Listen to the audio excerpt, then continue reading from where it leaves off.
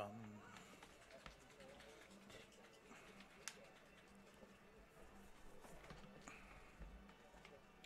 Do you remember 21st night of September?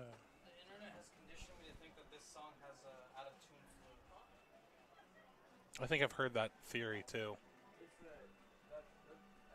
God, and now I can't unhear it when you say it. It's all out of tune. God, I hate that. I mean, I'm sorry. Yeah.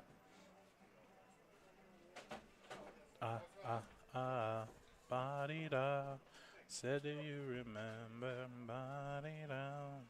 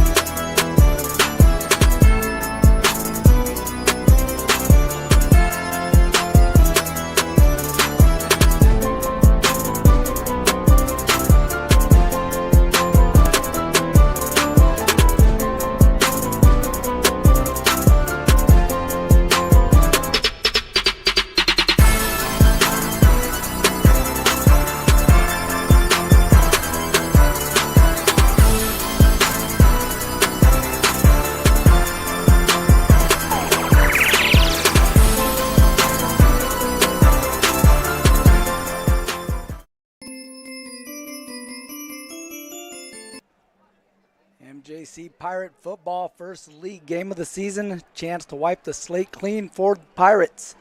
Oh yeah, and it's homecoming night. Sac City in the house. MJC and Sac City next on NorCal Sports TV.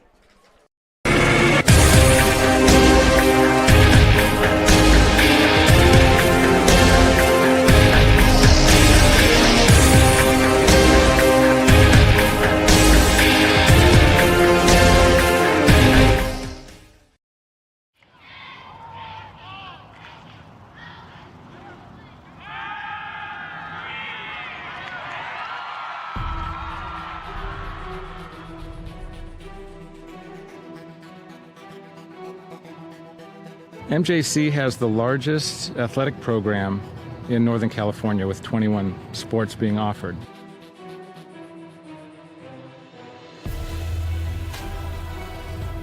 I first came to MJC, Coach Stivers came to my house with Coach Peterson, and they kind of convinced me. Then the next day they put me out in Modesto B saying that Danny Velasquez commits to MJC. I've always wanted to be a swimmer, and I thought that swimming at a JC first, I'd dip my feet in the pool and see if I could get recruited or not. It's very competitive, and you get very close with your teammates.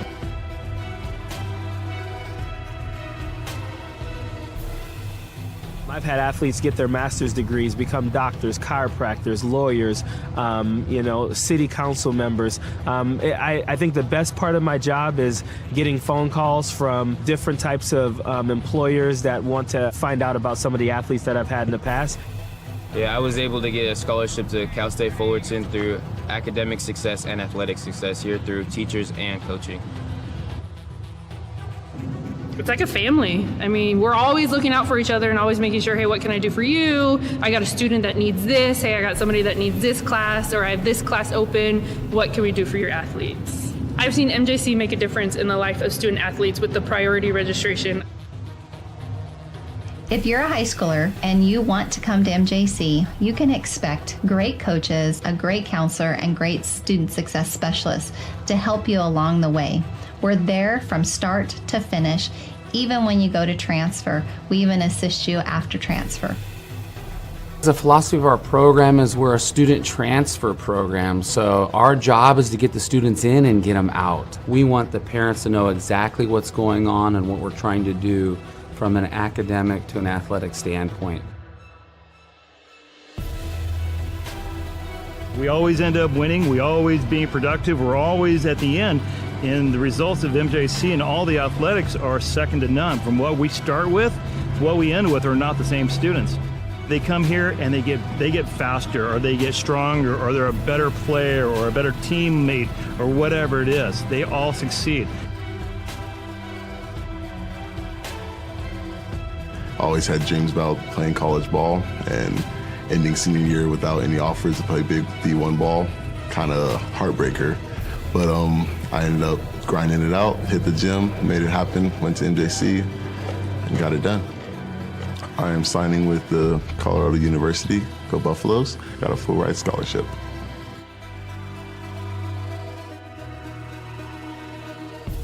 As long as you're ready to work, like Mustafa and all the other successful students we've had, all of the resources are there for you. MJC has made me realize I can do anything. With all the hard work I can put into it, there's so much more I've done that I didn't realize I could do. Go Pirates! Go Pirates! Go Pirates! Arr, go Pirates! Go Pirates! Go Pirates! Go Pirates!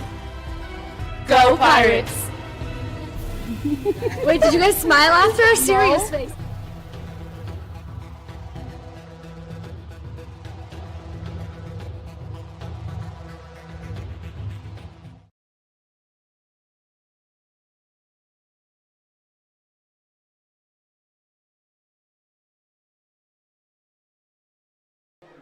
Good evening. Welcome to NorCal Sports TV. MJC Pirate Football, along with Alex Tasker. I'm Mario Ramos. We are set for homecoming night. The Pirates look to wipe the slate clean and come into league play, looking to turn things around. Pirates struggling. Started out 1-4 in preseason play. Lost a couple close ones. Ended up picking up a victory over Santa Rosa on the road. They're looking to come back home, pick up their first victory here on homecoming, maybe get things started on the right foot as they head into Valley play. Well, it's great to talk to you again, Mario. And like Likewise. you said, they had a rough start in their preseason schedule. We're getting ready for the national anthem. We'll pick that up here in just a moment.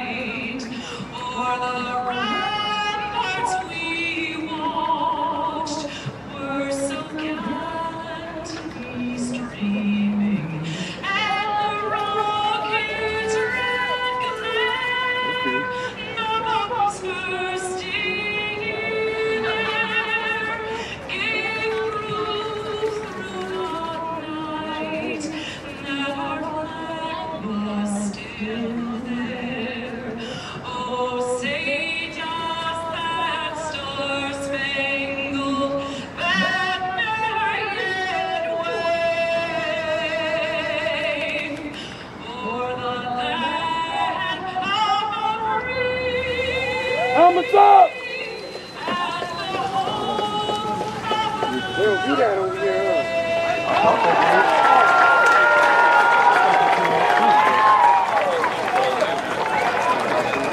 Back to NorCal Sports TV's coverage of MJC Pirate football. You get the Star Spangled Banner set to get us underway here on homecoming night between Sac City and MJC.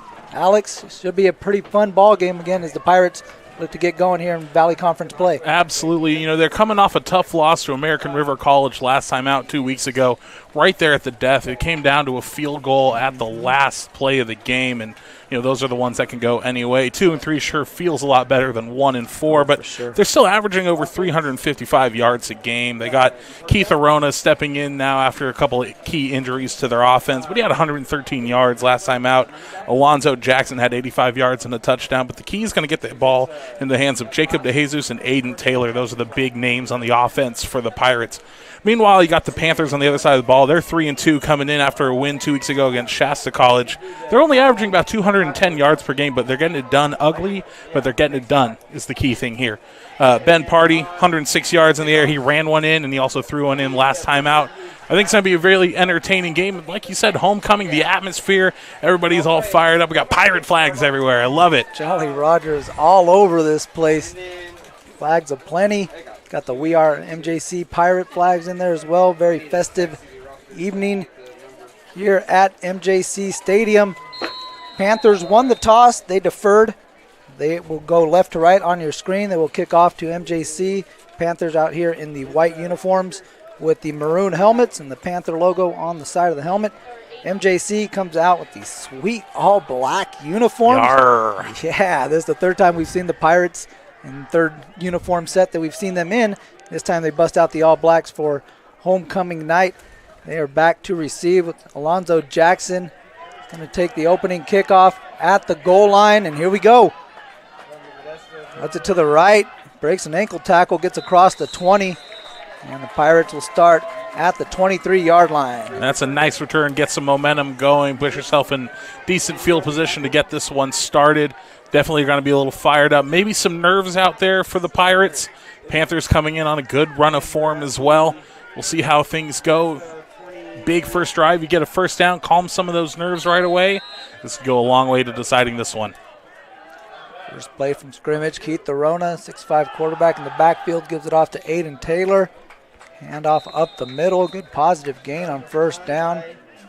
Pick up about 5 yards. It'll be second down. And it's exactly what we want to do. Again, Aiden Taylor, 44 yards last week. He was the second highest running total for Modesto, 2 weeks ago, rather. But he did get a touchdown, but a nice chunk play on first down sets you up well for the rest of this drive. This time fakes to Taylor. Hits Jackson on the slant over the middle. It's going to be first down for Modesto. And that's so typical Rusty Stivers offense there. Quick pace, get the ball out right away. Now here we go. Here comes that fast-paced Stivers offense on display again. DeJesus trying to get the call from the sideline. He kind of missed out on that one. Now they're all on the same page. Here's Arona on the keeper. Nothing doing on that one. Brought down in the backfield by Mason Allemeyer. Looks like a little bit of a mistake there like you called out, and a little bit of delay on the handoff. It was easy for the edge to come around and kind of decide where the ball's going to go. They saw it going the whole way, and only a loss of about 1 on that. It's not necessarily a drive killer, but you're going to want to see a definite chunk here. 4 receivers in this set for Arona. Now gets the play call from Coach Stivers. Shifts the running back to his left. Quick pass out to DeJesus. Trying to break a tackle. Dives over the defender at about just past the 40-yard line. It's going to bring up a third and about 6. That's a good, like we said, we want to get the ball into DeJesus' hands quickly. There it is. It's a gain of about 5 or 6. It's third and mid-range to see if they can convert. Looking again for DeJesus. We'll get this one still on his feet. Now got some space. Picks up a block. Trying to make a man miss. But number 2, Tadarius Mathis with the tackle. And a big play by DeJesus, back-to-back reception. And that one had a little extra after the catch. Oh, it sounds like there's an echo in the broadcast booth tonight. what did we say? Get the ball into your playmakers' hands. Jackson and DeJesus. DeJesus, 2 plays in a row. Nice little move across the 50. Got a key block from his offensive lineman. Did a good job not getting downfield too far. Sprung him past the Panthers' 50. Taylor off the right side. Able to pick up another positive gain. Very good pickup on first down. Gain about 8 yards for Taylor. Great pickup there by Taylor, and you're going to take that all night long if you're Stivers. 8 yards on first down on a simple handoff, and here they come again.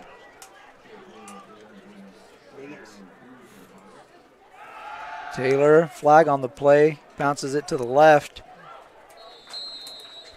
Brought down for after a carry that gets him a first down, but we'll check the flag. Looks like it's going to be on Sac City, so it's going to be a first down for MJC.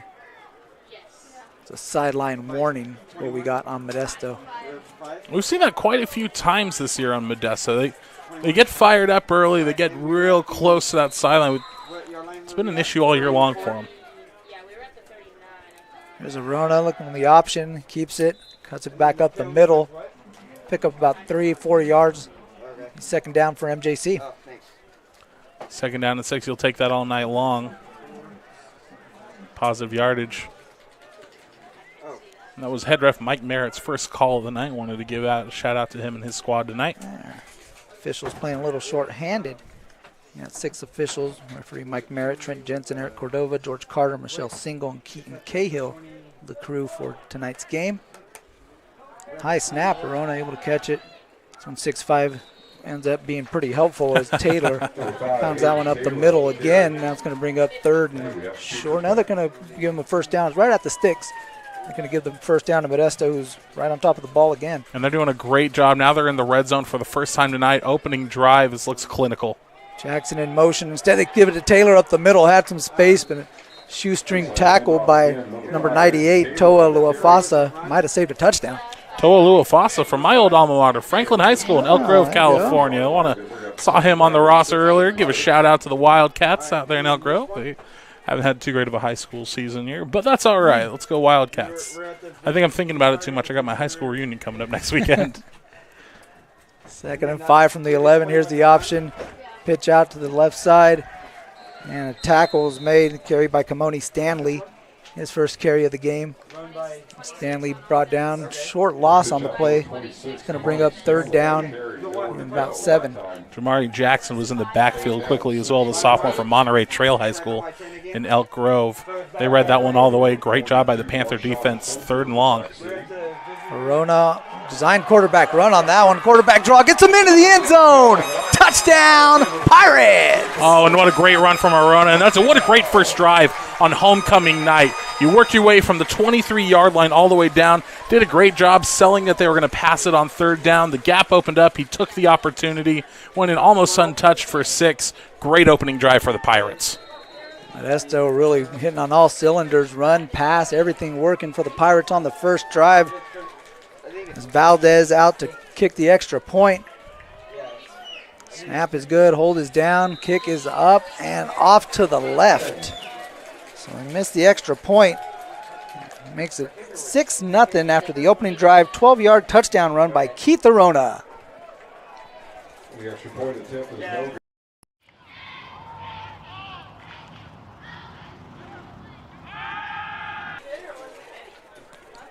Village in Modesto. Quality, style, selection. It's simply a matter of taste. Wonderful shops, fine dining, and more in a garden setting. A tradition of excellence since 1953.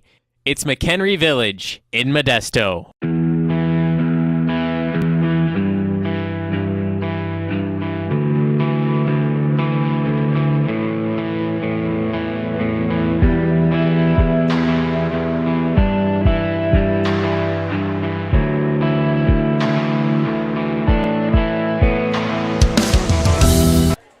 Six 6-0 Pirates. They lead the Panthers after the opening 12-yard touchdown run by Keith Arona. Nathan Valdez kicks a short one, and that is fielded just inside the 20-yard line by the Panthers, and that's where they will start their first drive of the game. And what a great opening drive for these Pirates. Took just about 5 minutes off the clock. just the one flag, but it didn't affect them. Let's take a look here. 1, 2, 3, 4, 5 first downs, including that touchdown there and the Arona run. Just where has that been all season long? You got to ask yourself. That was about as good as this offense has looked all year. I mean, you want to establish the run, get Taylor going, even run with your quarterback a little bit, get Jesus involved in the passing game. We saw that all in that first drive from MJC.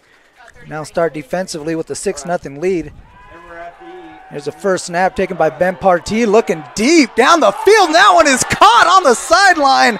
What a catch by Ashton Briggs. Oh, what a pass. What a ball.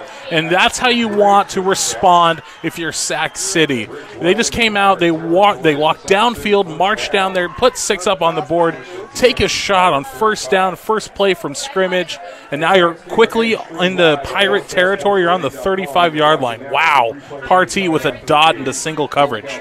42-yard pass play on first down. Usually you come out a little aggressive, especially if you're chosen as homecoming, right? You come out, you want to make a statement. Mm-hmm. Panthers, first down, really coming out looking to make a statement. Here's a handoff to Evan Zippieri. And there's another Elk Grove. You see Elk Grove all up and down this roster. And that was one of the things that was kind of cool is that you see a lot of, Elk Grove, a lot of Sacramento area within the Sacramento City roster. Yeah. And here in the Modesto Junior College roster, you see a lot of, the San Joaquin Valley, the lower valley here. You see that. So it's kind of interesting to see these dynamics play out here on the field. Yeah, and Danny Walker's had a great program at Sac City for a few years now, and you see a lot of these guys maybe not good enough to get those big scholarships to declare somewhere, but Sac City is still a great program to go to, especially if you're in that South Sacramento area, the Elk Grove area. Partee thrown again. Did he catch that? 2nd and 5, complete to Elijah Johnson. Big tight end, able to make that low catch right there. Keeping the completion makes it 3rd and 1 on the 26-yard line for Sac City. Oh, man, Elijah Johnson, 6'4", sophomore out of Woodland. Big target to go hit there. Here's the defense chant coming from the Modesto faithful, and the crowd's definitely into this one early. You'll love to see it. See the 2 tight ends in motion. You're going to see a lot of tight ends here from Sac City. Love to use that formation. And here they are blocking in front for Evan Zippieri. Again, picks up a first down on 3rd and 1. Yeah, that's about as easy as it's going to get tonight for Sac City. Just you saw the motion come from the tight ends, and I think everybody in a 50-mile radius knew exactly what they were going to do. Take the handoff, wait for the hole to open up, and there you go. End-to-end action to start this one. You couldn't ask for a better game to start. Better weather, too. Mid-70s, Nice little weather. breeze. Yeah. 79 degrees, a little wind blowing. Get those Jolly Rogers flowing in the air. As man in motion for the Pirates. Gets it on this one. That's number 86, Joe Repass. Repass from Shingle Springs. Gets that reception. Looks like Tamir Bullock, the linebacker on the tackle out of Turlock, but he lost his lid on the play, so he'll have to make way and get checked out technically. Make sure his helmet's locked on. Another first down for Sac City. You mentioned MJC with 5 first downs in their opening drive. It's the 3rd first down for Sac City. Single coverage here down close to the camera. See if they choose to take a shot down this way. Partee trying to hit Briggs. Nice tackle out on the perimeter by Tyler Rathjen. Rathjen's done a great job this year of wrapping up single tackles on his own without any assistance, and there's no exception there this time. Rathjen doing a good job only limiting the gain to 2. Rathjen with one of the interceptions for the Pirates on the season. They have 2 interceptions as a team, so this defense looking to maybe hold here, if not come up with the turnover. We have 2nd down and 8. RT surveying the defense. There's Zippieri off the right side. Nice tackle. Jaden Jackson in on that tackle. Good play by the Pirates. Jalen Jackson and Jaden Jackson, both of the Jacksons. The Jackson 2 in there. In on the stop. And now 3rd and long. This is a spot that Coach Abbasi loves to be in. I think any defensive coordinator would like to be in 3rd and 9, especially with that zone blitzing type of scheme. Kind of good sit back, play coverage, still see if they come after the quarterback. You see a bunch of Pirates standing up at the line of scrimmage. You might see an outside blitz here closest to your screen. Nobody in coverage right there. They hop into that zone. Looking to the corner for Briggs. This one overthrown. Ratchet on the coverage. Nothing doing there. It's going to bring up 4th down for Sac City. Sac City does a great job getting into Pirate territory here. They're going to bring on the specialists and try to get points on the board. And anytime you're inside the red zone, you're going to want to put points on the board. That doesn't need to be said too many times for any football fan. But Sac City, it's a good answer for them. I'm sure they would have won at 6. Crowd's going to grow loud, try to get inside the specialists' heads here. Alejandro Rojas out to kick. Jonathan Brennis, the holder, puts it down for Rojas. And the kick is good. Field goal is good for the Sac City Panthers. They cut the lead in half. It's 6-3. 6:23 left to play in the first quarter. It's Pirate Football on NorCal Sports TV. Pirate Football is brought to you by Modesto Junior College Athletics, American Asphalt, McHenry Village, Sonora Conference Center, the NCS TV Summer Basketball Camp.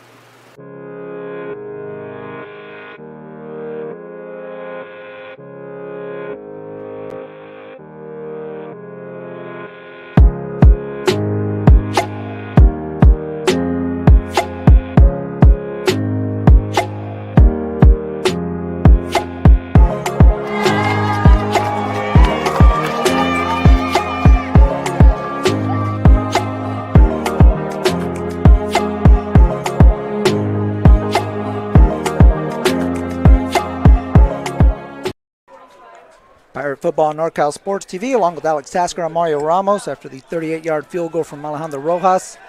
Cuts the lead to 6-3. Pirates get the ball back. Here's Jackson looking to get a return. Gets it past the 25. So again, decent field position for MJC to start their second drive. Both teams again possessed it for just over 4 minutes. Pirates able to get a touchdown. Sac City had to settle for a field goal.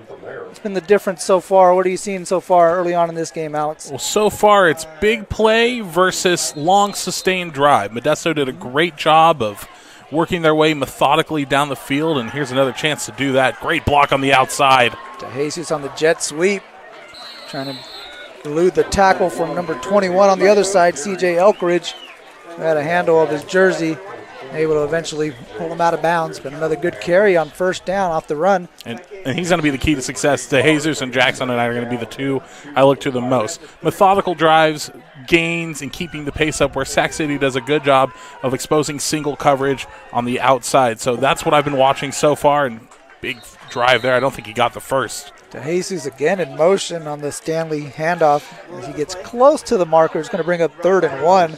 But that one was awfully close to hitting DeJesus on the snap. Oh, yeah. DeJesus comes running around the corner like the Ultimate Warrior making his way to the ring. That's my guy right there. Oh, yeah, baby. Ultimate Warrior, man. That guy could run, and so can DeJesus. That dude reminds me a lot. Oh, wow. That was an interesting shift there for the Sac City line. Here's Stanley up the middle, able to pick up the first down. A little bit extra, it takes it to the 40-yard line. That was an interesting shift up front. It looked like number 94, Joseph Brown, for Sac City. He was in the wrong position. He had to shift, but instead of going behind the line, he ran in front. And, I mean, if Modesto had snapped it, that's offsides. There's 5 free, and it would have been a first down, but they got the first anyways. Verona fakes the handoff, now rolls out, able to hit Holden Baldwin. Lost the ball, bounces out of bounds. It's going to stay Pirate Football. It's going to be a gain of 2 yards. Baldwin, you know, as easy as you like. They're wide open for that little chuck down. But, you know, lost the ball. That ball bounced 2 yards back. Would have been 2nd and 5. Now you're looking 2nd and 7. 2nd and 8. 2 in the backfield. Now one goes in motion. And he gets it. That one's still live. That ball is backwards. And let's see what they say, as that was intended for Alonzo Jackson.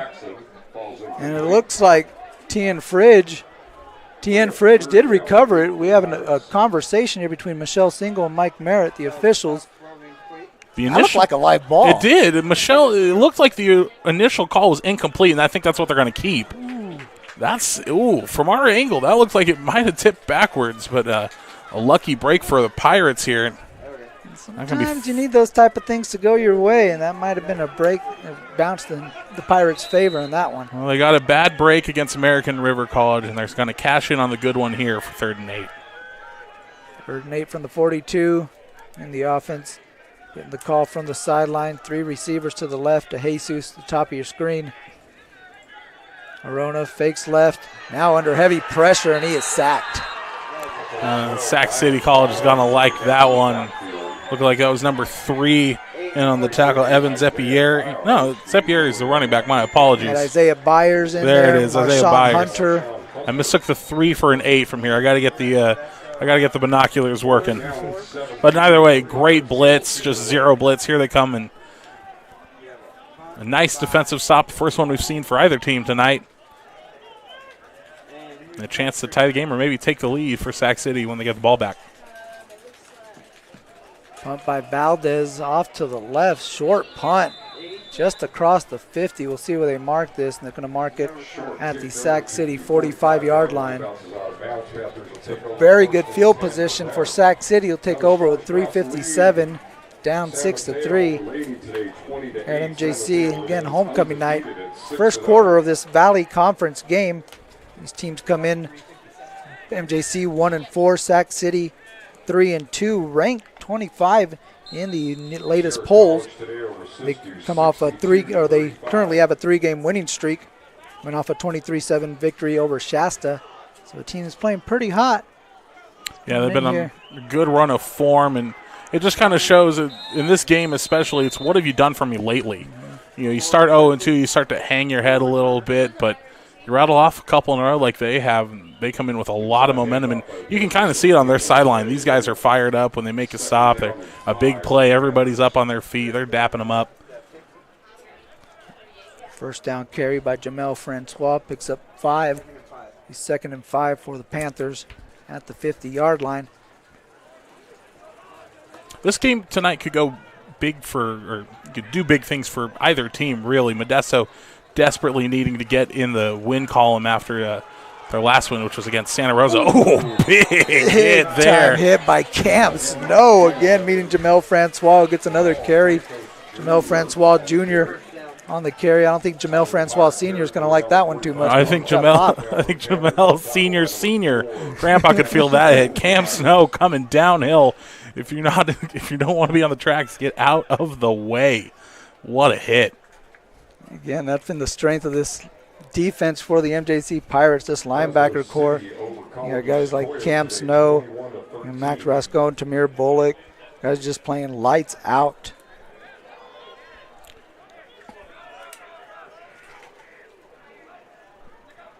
First down for the Panthers. Pardee rolls to his left. Ooh, and there's Snow again with another big hit. Pass complete to Jackie Johnson. Jackie Johnson felt number 4 on that one. And Snow had a few words for the Panthers sideline, and I think rightfully so. You're going to say, it's not winter yet. You don't want this snow yet. It's looking like a blizzard out there. Oh, man, he's covering all of the field. Snow with some great defense. And like you said, we've talked about him all season long. He's just been out there performing lights out. 6-foot sophomore linebacker, 225 out of Oakdale. Team captain. There's Francois hitting the backfield. It's going to be a loss on that one. Short loss. Garen Ganilla, another linebacker out of Manteca, making the hit, getting the tackle for the loss. And Modesto's slowly turning into the linebacker factory of the Central Valley. I mean, look at you. We've been talking about Cam Snow, and now, you look at Ganilla, the freshman from Manteca. He's been making some big plays, and they're doing a great job of rotating in some guys, and especially late in games. I mean, we talked about the game against Butte that we covered here on NorCal Sports, where it turned into a laugher there in about the second half. Start getting some guys some experience out there. 4 receivers in this set for the Panthers. Look out. This one complete over the middle. There's Ashton Briggs again. Catches this one at the 30-yard line. I'm sorry, that's not Ashton Briggs. That's Elijah Johnson, big tight end. Pitching that one over the middle for a big gain and another first down for the Panthers. And Partee does a good job on this one. He was really patient, waiting for the routes to develop, and they found that soft zone in between the linebackers and the secondary, and he just put the number right on Johnson, and that's an easy first down. Johnson, a mismatch at 6'4", 222 out of Woodland Christian there in Woodland. This guy, again, he could split out. There you see him in the slot at the top of your screen.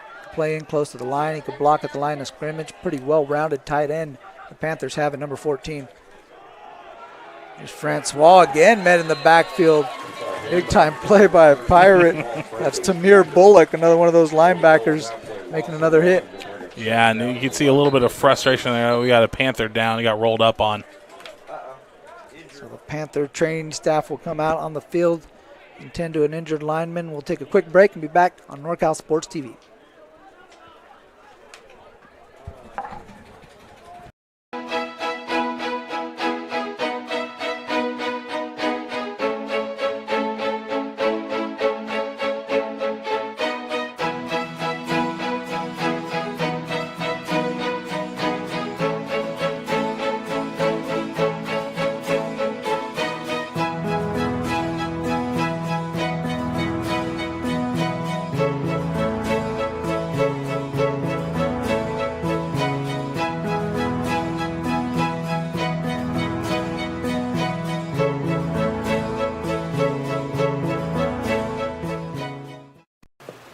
Pirate Football is brought to you by Modesto Junior College Athletics,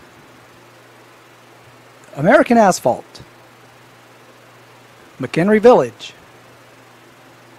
Sonora Conference Center, the NCS TV Summer Basketball Camp. Mayo, also out of Franklin. Oh, no, I'm a Franklin boy. Eric Mayo was shaking up on that play. Getting up with some assistance and making his way off the field. Let's give him a round of applause. Hope he's not Back here at MJC, you see Eric Mayo being helped off the field. Another one of your Franklin alumni. Oh, man, you hate seeing a Wildcat walk off the field like that, but he'll be all right. He's got up under his own power, and he'll be a little sore in the morning, but everything's facing the right way. Still got 10 fingers, 10 toes. That's half the battle. So he'll head at the sideline. The Pirates will come back out 2nd and 11 after the 1-yard loss on first down. 6 seconds. The clock's running. I'd be surprised if they snap this. Counting down, and the Panthers are going to let this one tick away and head to the second quarter. So we'll be back 6-3 after one. Keith Arona with the 12-yard touchdown run. Sac City with the field goal to answer. We'll be back with the second quarter of Pirate Football on NorCal Sports TV. All the way up from Los Angeles. We just heard that. What made you put Miles Little into the camp? Well, you know, we were looking for an overnight camp that would really help develop his sort of independence. And this looked like a beautiful setting for the kids, and also really foster his independence, meet new people. And I want to say one of the best things about this camp, this particular camp, is the ability to see the games live streamed on YouTube. It allows you to not be at camp, but also still participate in that particular part of camp. And so I thought that was really amazing. The announcers were great. The angles, the instant replay, it really made the kids feel special. Would you bring Miles Little back up to camp? For sure, 100%, and we're bringing friends. I think one of the wonderful things that I saw when I came to pick him up is how collegial, supportive the older boys are with the younger boys. And I think that is really heartening for me, because that's how I want my boy to be when he grows up. And so I think that he has some really great examples of really kind people on and off the court. And the second one was 25. We're back on NorCal Sports TV along with Alex Tasker and Mario Ramos. Second quarter set to begin. 6-3 Pirates. Panthers with possession. 2nd and 11 from the 31-yard line. As Ben Partee with two receivers. 15 minutes on the clock. Francois in the backfield. As Olay showing blitz off the left side. And Francois runs it up the middle. Picks up pretty good gain. Leaves him about 4 yards short of a first down. Yeah, it's a nice run there for Francois. After the loss on that first down carry, he was a little frustrated, kind of slammed the ground down. He'll take that big gain, and 3rd and 4, 3rd and 5, you can convert those most of the time. MJC fans, yeah, any friends or family that couldn't make the game tonight, text them. Let them know this is Modesto 25-yard line. Panthers looking to get inside the red zone and pick up a first down. Just underway in the second quarter. And Pirate defense gave it the one big play and able to hold on the last drive. Looking to hold again. There's some pressure on the backfield. And the sack brought down by Peyton Bradford. Again, another linebacker off the blitz, picking up the sack for the Pirates. That's going to bring up 4th and a mile for the Panthers. We're going to keep the offense out on the field as Partee is looking to get them set quick. We'll see what they got dialed up for 4th and 15. The defense is not set. This is a big move here. Partee now steps back. Is they going to quick kick it? Yes, he is. And he does, and that is a very short punt. It actually takes a pretty good Panther bounce to try to get some assistance to no avail. As we all saw that there, Elijah Johnson. And he tapped it at about the 11-yard line, and that's where MJC will take over after the big defensive play there by Peyton Bradford on the sack. Oh, Bradford was fired up, and rightfully so. Single man, mano y mano, got back there and finally just sat him down. Big sack for him there. And interesting with the quick kick. You don't see that too many times, and I think the idea there was you try to get the defense, wait, what are they doing? Get them flustered, make them maybe force a timeout, but Stivers held steady there, no timeout taken, and Modesto back on offense. 3rd drive of the game for the Pirates. There's a pass over the middle to DeJesus. Nice strike there by Keith Arona on the run. Able to hit his receiver, crossing over the middle, and another first down for MJC.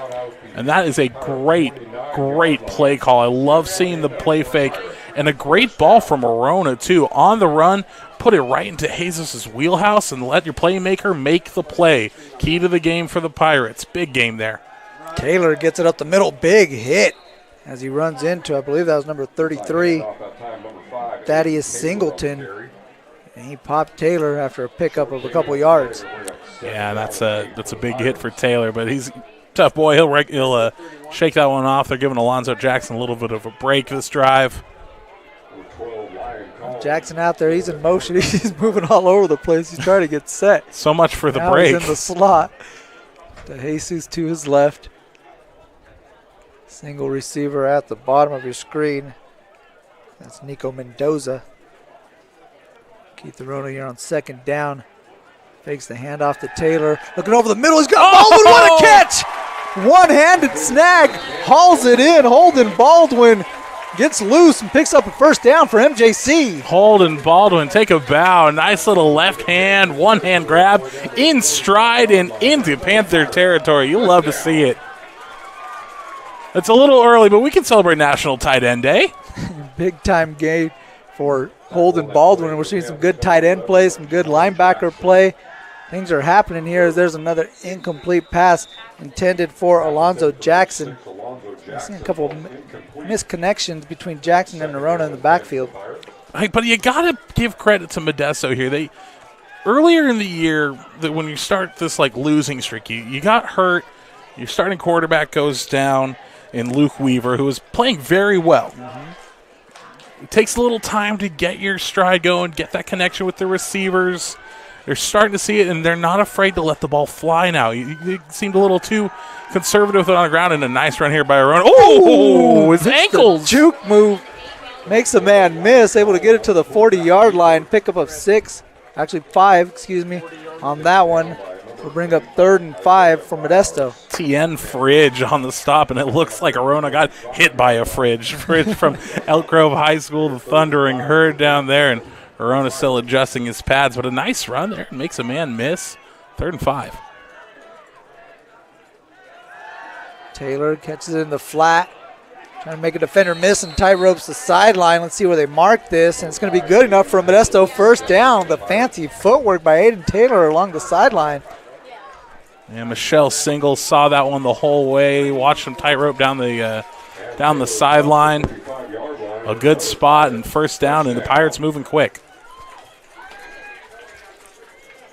4 receivers in the formation as Taylor gets it up the middle, and nothing doing there. Short pickup. It'll be 2nd and 9 for MJC. Getting a little chippy down there. Looks like number 50. That's Tyler McMahon, the freshman from Amador. It's a battle down there in the trenches tonight. Verona's going to keep this one. Looking for something along the left side. Nothing doing there. It's actually going to be a loss of 3 on that one. Bring up 3rd and 11 for MJC. Arona looked down closest to the camera side. He was looking for DeJesus on a screenplay. Too many Panthers in the area. Decided to keep it and just couldn't find a hole to fall forward. It's going to set him back a yard from the original line of scrimmage, and you don't necessarily need 11 here. 9th play of the drive.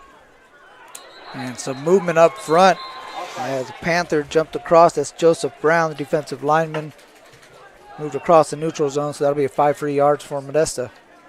And again, you don't need all 11 here. Now you only need 6. Here's the call from Merritt. The action's been frantic in this game. We're being treated to a very entertaining game tonight. 10:33 left in the 3rd, but it seems like every play, it just means that much more on homecoming night. There's Arona, 3rd down, looking for DeJesus over the middle. Now cuts it back up the field and up ahead of the 1st down marker. Good for a 1st down at the 23-yard line for Modesto. Moving deeper and deeper into Panther territory. And I want to point out DeJesus does a great job here. He could have easily gone east-west, which they don't want you to do when you're running with the ball. He does a good job of stopping his momentum, turning up north to south. He initiates contact, but he falls forward for that 1st down. Great job by him. Jackson in motion. Taylor with the carry.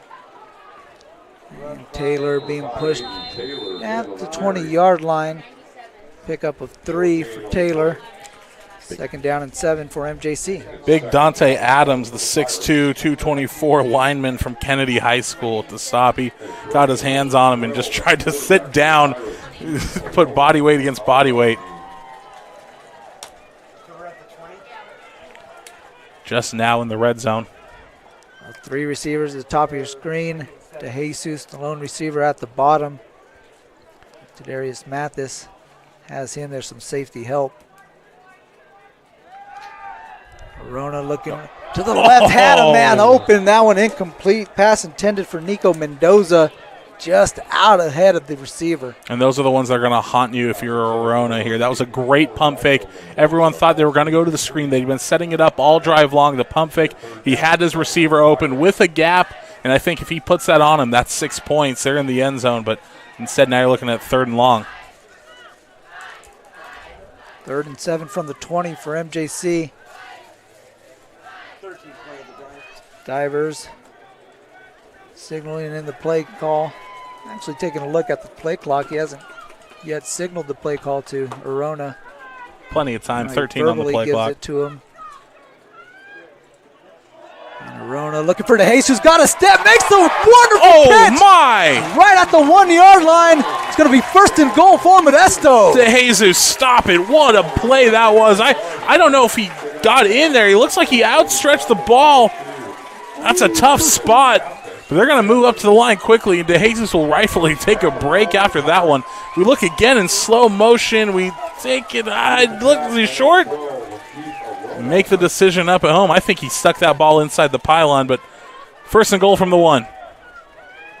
Heavy formation here for the Pirates. Taylor pounds it up over the goal line. Touchdown, Pirates. Taylor will take the stat, but he better go buy DeJesus dinner after this game. That play from him sets up a beautiful, or finishes off a 15-play drive for the Pirates that ends in pay dirt. Admittedly, I'd like to see him go for 2 here. Make it 14-3, but they'll bring on the specialist for 1. Valdez out to attempt the extra point. The 19-yard pass from Arona to DeJesus down to the 1-yard line. Sets up the 1-yard touchdown run from Aiden Taylor. Valdez out for the extra point. Missed the earlier extra point, trying to atone for that one. Make this a 10-point lead. Snap is down, kick is up, and good. 13-3 after the 1-yard touchdown run. MJC over Sac City on NorCal Sports TV.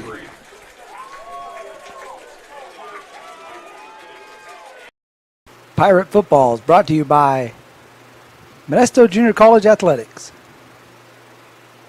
American Asphalt, McHenry Village, Sonora Conference Center, the NCS TV Summer Basketball Camp.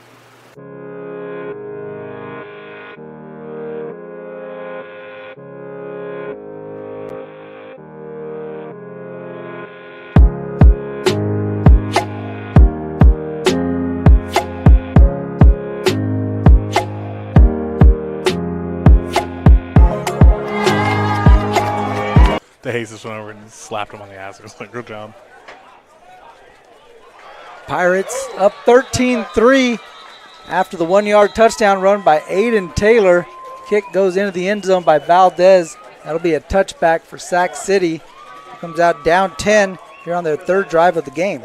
And Taylor went over and he kind of thanked Jesus. Jesus gave him a slap on the helmet and he goes, yeah, you owe me one for that one, buddy, but congratulations, nice touchdown. And man, that might be the play of the game so far. We've seen a lot of really good plays, a lot of back and forth action, and still got about 9 minutes left in the first half. Wow. Some big-time passing game plays.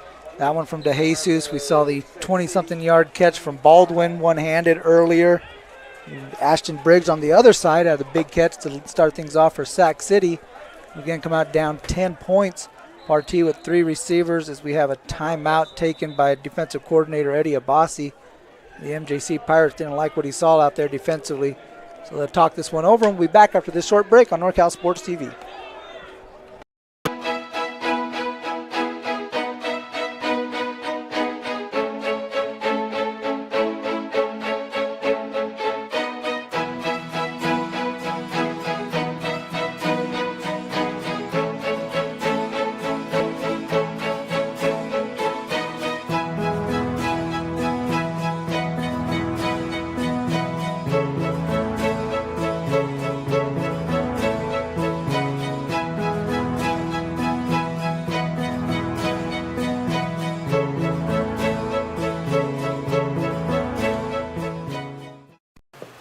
Pirate Football is brought to you by Modesto Junior College Athletics, American Asphalt, McHenry Village, Sonora Conference Center, the NCS TV Summer We're back on NorCal Sports TV. First and 10 for Sac City at the 25-yard line. Partee hit in the backfield. Nice play by Tamir Bullock. Brings him down, got a little dance afterwards. Okay, Tamir, I see you. Yes, sir. I'd be fired up, too. Nice little pump fake from Partee. He was trying to get it. Look, the defense moved one way or the other. They didn't bite, and so I think they're just going to mark him right back at the original line of scrimmage. But still, we'll give Tamir his props. We'll give him his shine, if anything, for his dance moves. Pirates used their first timeout just before that play. Coach Eddie Abbasi, again, the defensive coordinator, didn't like something that he saw out there and took a little ribbon from his team, who thought they had things under control. And here's second down. There's a carry up the middle. I believe that's Francois who's pulling some defenders out past the 30-yard line to the 33. It's going to bring up third down and 2 for the Panthers. It was a real patient run as well. I don't know if that was Francois. It looks like that was number 3, Evan Zepieri. But it was real patient. He was waiting for the blocks. And after that initial no gain, that's a nice job of making it 3rd and short. Tight formation here for the Panthers on 3rd and 2. As a new quarterback is in, that's Jason Lindahl, who's going to get the carry and takes it around the corner for a Panther first down. The freshman out of Orangevale, California via Casa Roble High School comes in, direct quarterback keeper, and he'll make way again. He might stay in there. Let's keep an eye out. Now Ben Partee is back out there. Nice job by Sac City of exchanging quarterbacks up the fresh legs in there to pick up the first. I think Coach Danny Walker has a little package designed for his mobile quarterback, or not to say Partee's not mobile. We've seen him move it around, but and maybe trying to take advantage of that young man's skill set. There's a big hit. Jalen Jackson coming up to meet Ashton Briggs. Briggs not able to hang on to it, but Number 1 wasn't taking any chances. No, sir. No, Jackson, he saw him go up one hand, chance to bring him down, and I don't want to say he heard footsteps, but I think he definitely felt some contact coming and decided to go into business for himself. Big hit there, big contact, and the crowd all felt it up here too. Jalen Jackson going with the extra step here on the fashion game. I see you with the hoodie out there. That's nice. Yeah, it's Nice starting to cool looks, down a little homecoming. bit. Pulling out all the stops on homecoming night here at Modesto. Again, plenty of Jolly Roger flags in the air. Festive attitude, or festive atmosphere, excuse me. And Zeppieri not liking the attitude that the defense is bringing. There's another tackle for a loss on the play. That's a big loss, too, about 5 yards as well. It's a great job by that Pirate defense. He mentioned the festive atmosphere, all the Jolly Rogers. It looks like if you told a 5-year-old to describe what a Raider game looked like, this is how they would describe it. And they do a good job. There's plenty of Jolly Rogers, a lot of Modesto flags up. And shout out to ASMJC, who's been having a lot of cool things out there on the concourse for the fans and kids to take part in here at the game. A lot of cool stuff going on here on campus at Modesto Junior College, and especially here tonight as there's Bullock with some pressure. Hits the quarterback, pass intended for Jonathan Brennan. And he's down. And Partee is slow to get up, looking for some help from his teammates. He took a shot by Tamir Bullock. And he's kind of favoring his left side as he makes his way off. I'll keep on. It looks like his left elbow or left hand. I think I'd be favoring all my sides had I taken a hit like that. Oh, That was absolutely. That zero blitz coming in, and he's got his helmet off. He's talking with the head trainer. He's going to take a seat on the bench, and they'll analyze him a little bit there, but nonetheless, good stop from the Pirates. Rojas, the kicker and punter, out of Jesuit, former Marauder, gets this one over to DeJesus. It's going to be short. And let that one bounce. Just short of the 30. Be about the 32-yard lines where MJC will take over.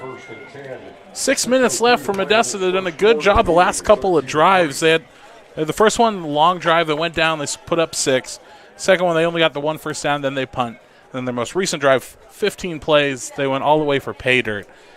I don't want to say this one could put it out of reach because there's plenty of game to play. But this one is going to go a long way to, establishing domination tonight. 4 receivers for Arona. Going to run the option out there to Simone Stanley.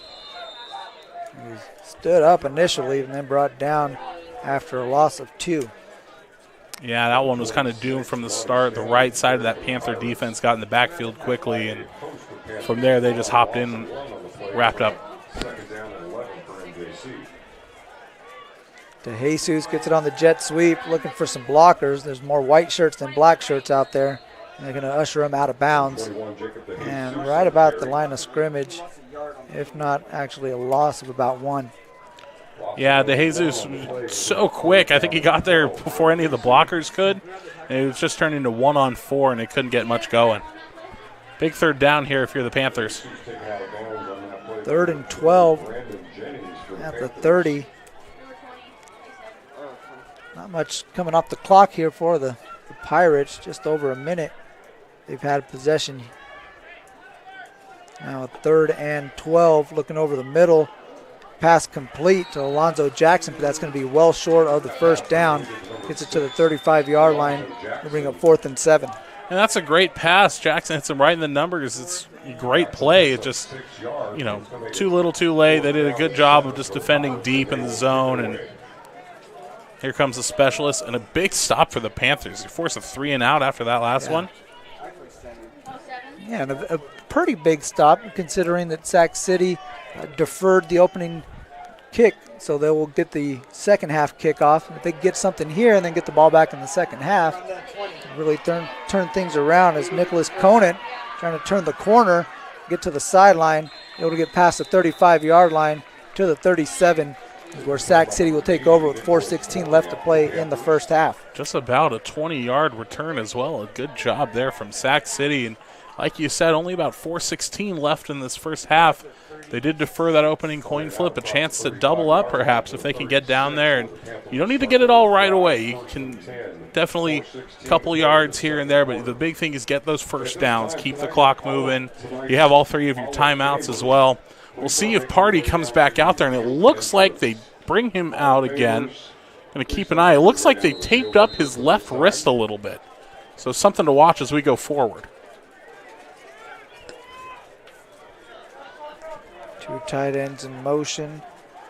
It's Jackie Johnson and Elijah Johnson. It's Partee looking for Briggs, runs an out route, and this one is picked off! Jalen Jackson read that one like a book.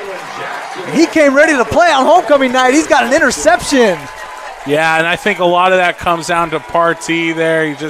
He had plenty of time to throw. He obviously looked down his receiver, and we'll see a replay here in just a moment. But he looked it down. He was waiting for the route to develop, and the receiver just too late. He kind of double pumped, held the ball, and like I said, Jackson reads this one like a book. He knew where he was going the entire time. He was just waiting for him to throw, and then he made his break on the route. A great interception for him. Turnover gets MJC the ball at the 45-yard line. Third interception of the year for this Pirate defense. Zorona fakes a one-way now, screen to Jesus. Cuts it up the middle. Bye-bye. He's got space. One man to beat. Pushes them out at the inside the 10-yard line. See where they mark. It's going to be first and goal for MJC. And a great block here. We take another look at the replay. Good turn by Orona. Throws two big blocks, and then right there just turned into a track meet. Better angle from the Panther defender. But inside the red zone quickly. The clock under 4 minutes continues to run. Looks like Alonzo Jackson comes off. The 6-yard line is where they mark it. It's going to be first and goal for MJC. Arona with Taylor in the backfield. He's going to get it on first down. Runs into a Panther wall. It bounces him back to the 7-yard line. Loss of 1. It'll be second and goal from the 7. And I'm not in any hurry if I'm the Pirates here to score. Plenty of time. You got 2 timeouts. They still have 3. Run the clock down as little as you can because you know they're going to get the ball back. The big thing here is put points on the board. It's already a 2-possession game. A chance to make it a 3-possession game. Jackson and DeJesus make their way back offensively. 4 receivers for Arona. DeJesus closest to your screen. And I don't think they would run a fade route to the speedster, but maybe check him for motion. Here's the option. Arona's going to keep it. Barrels his way inside the 5-yard line to about the 3. It'll be a third down and 3. A big play coming up here for MJC. Yeah, you said a big play especially. I'm surprised Sac City hasn't used one of their timeouts as we're under 3 minutes. And looks like DeJesus is going to – no, excuse me, that's not DeJesus coming off. That is – Nico Mendoza. Thank you. Call it an alley-oop there. Gotcha. Here's Jackson in motion. Taylor's going to try the left side. And it looks like he's going to be short of the goal line at the 1-yard line. So big call coming up here for Coach Stivers on 4th and 1. What do you do? Rusty. Run the rock. Put it in. Run the rock. We've seen it the last couple weeks in professional ball. We saw it in the Super Bowl. Looking at you, Pete Carroll. Run the rock. Here they go. There's Taylor at the goal line. Still on his feet. Barrels his way across. Touchdown, Pirates! Good things happen when you run the ball, and good things happen when you get the ball into DeJesus' hand. His big play on the screen pass sets him up for success once again. Another touchdown run from the 1. This one to Taylor. Second touchdown run from Taylor, both from 1 yard out. Third touchdown on the ground for the Pirates. Valdez out for his second extra point. He's 1 of 2 on the evening, looking to make it 2 of 3. Cruz Marines holds, and the kick from Valdez is good. There's another big-time play from DeJesus in the passing game, sets up a 1-yard touchdown run from Aiden Taylor. It's 20-3 on NorCal Sports TV. The way up from Los Angeles, we just heard that. What made you put Miles Little into the camp?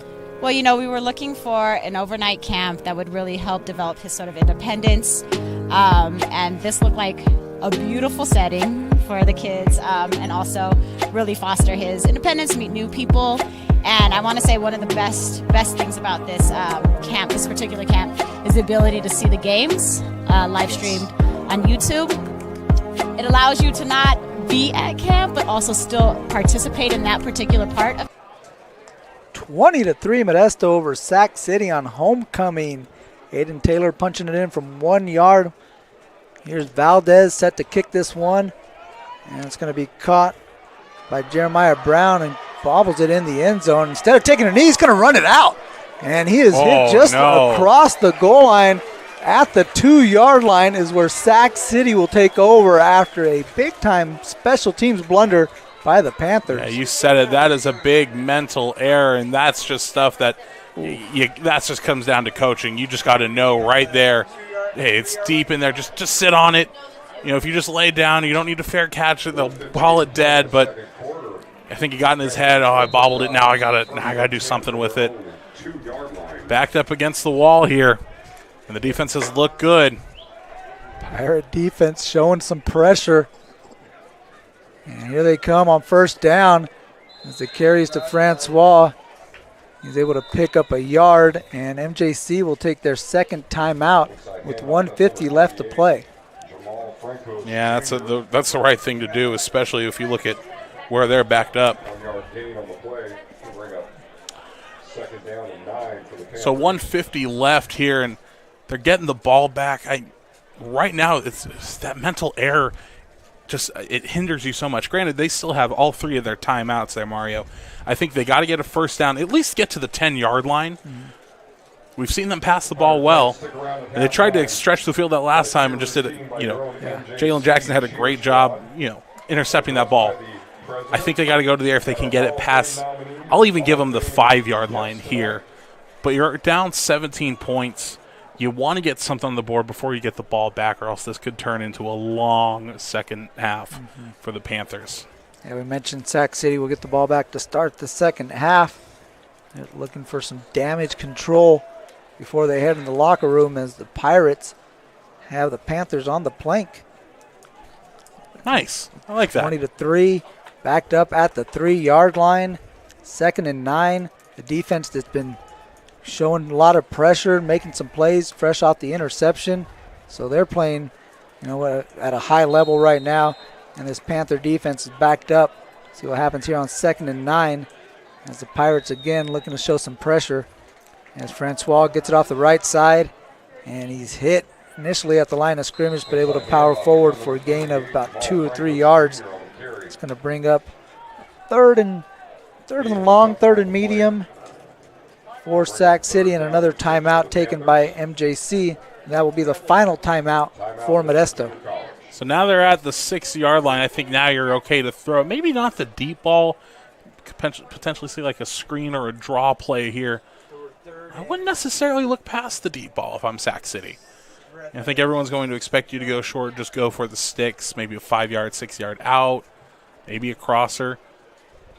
If you get the single coverage, I think you can put the ball on them. The other thing that's going against the passing game is you can see the Jolly Rogers kind of waving in the air in the background. It has gotten windy down here in the Central Valley, and I think that's what played against Party in that last pass attempt that was intercepted. Just kind of got caught up in the air as well.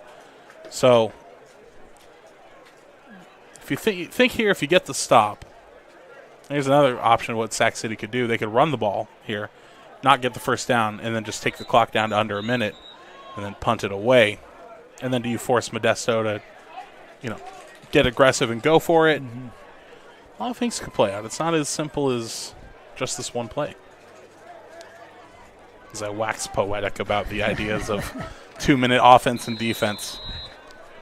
1:43, 3rd and 6 from the 6-yard line for Sac City.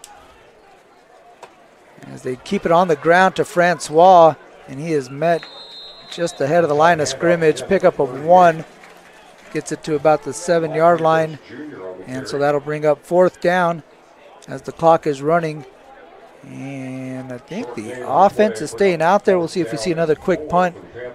Partey's going to stay out there on 4th and 4. It'll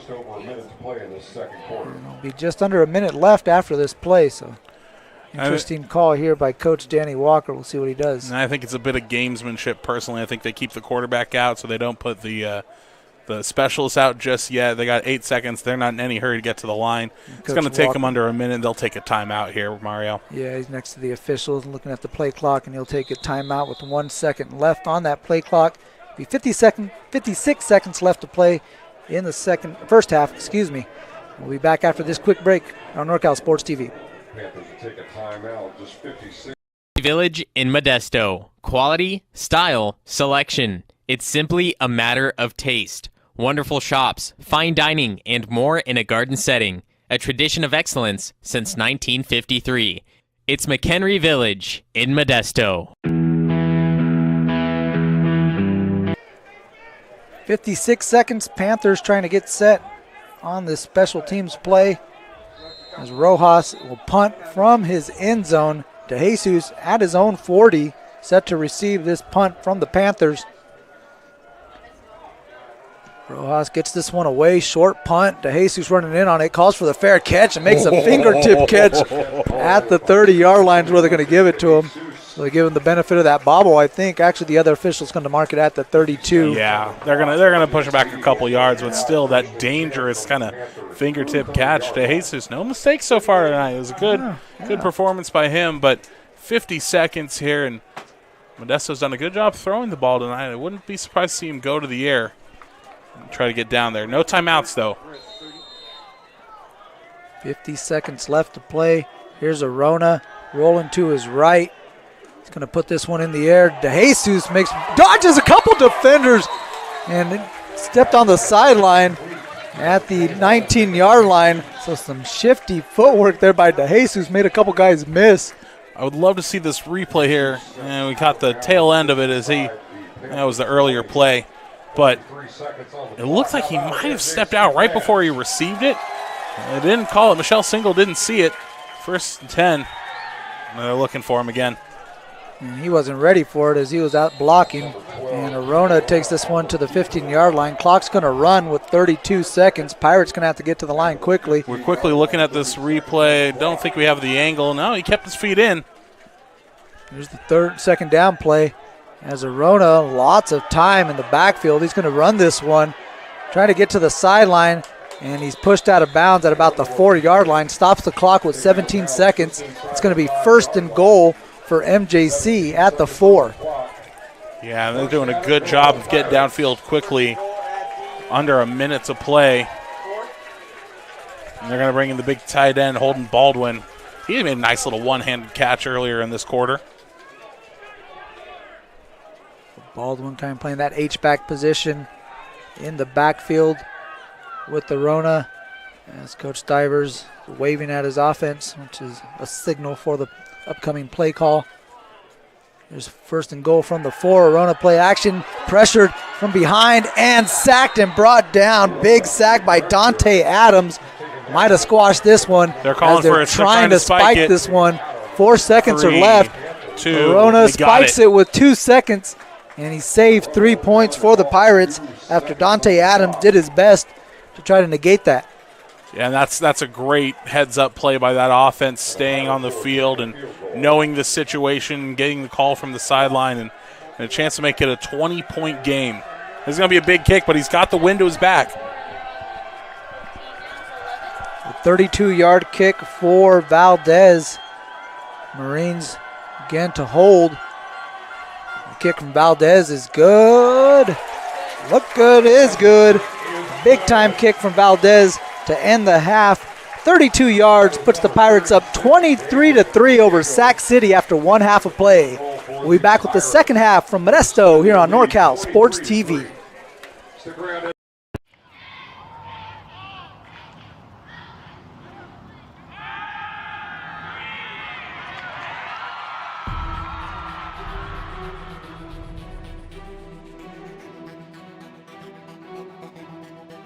MJC has the largest athletic program in Northern California with 21 sports being offered.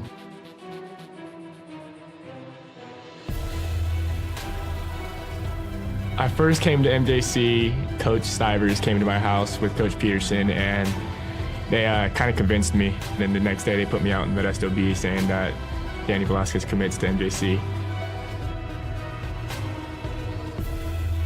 I've always wanted to be a swimmer, and I thought that swimming at a JC first, I'd dip my feet in the pool and see if I'd get recruited or not. It's very competitive, and you get very close with your teammates.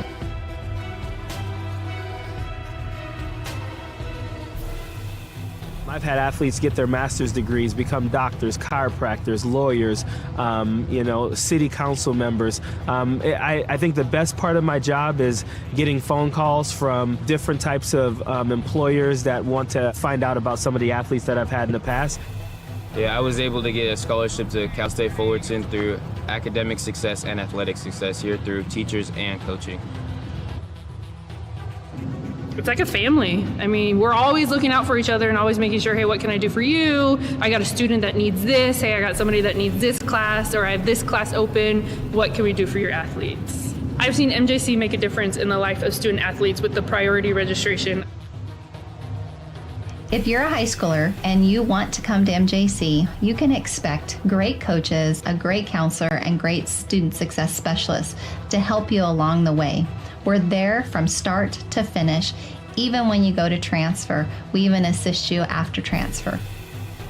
The philosophy of our program is we're a student transfer program, so our job is to get the students in and get them out. We want the parents to know exactly what's going on and what we're trying to do from an academic to an athletic standpoint. We always end up winning, we always being productive, we're always at the end, and the results of MJC and all the athletics are second to none. From what we start with to what we end with are not the same students. They come here and they get faster, or they get stronger, or they're a better player or a better teammate, or whatever it is. They all succeed. Always had dreams about playing college ball, and ending senior year without any offers to play big D1 ball, kind of heartbreaker. But I ended up grinding it out, hit the gym, made it happen, went to MJC, and got it done. I am signing with the Colorado University, go Buffaloes, got a full ride scholarship.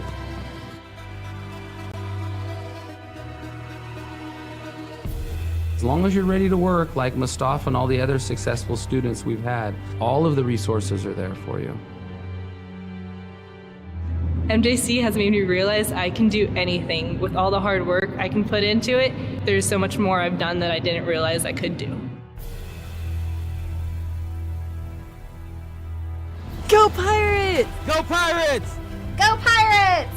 Arr, go Pirates! Go Pirates!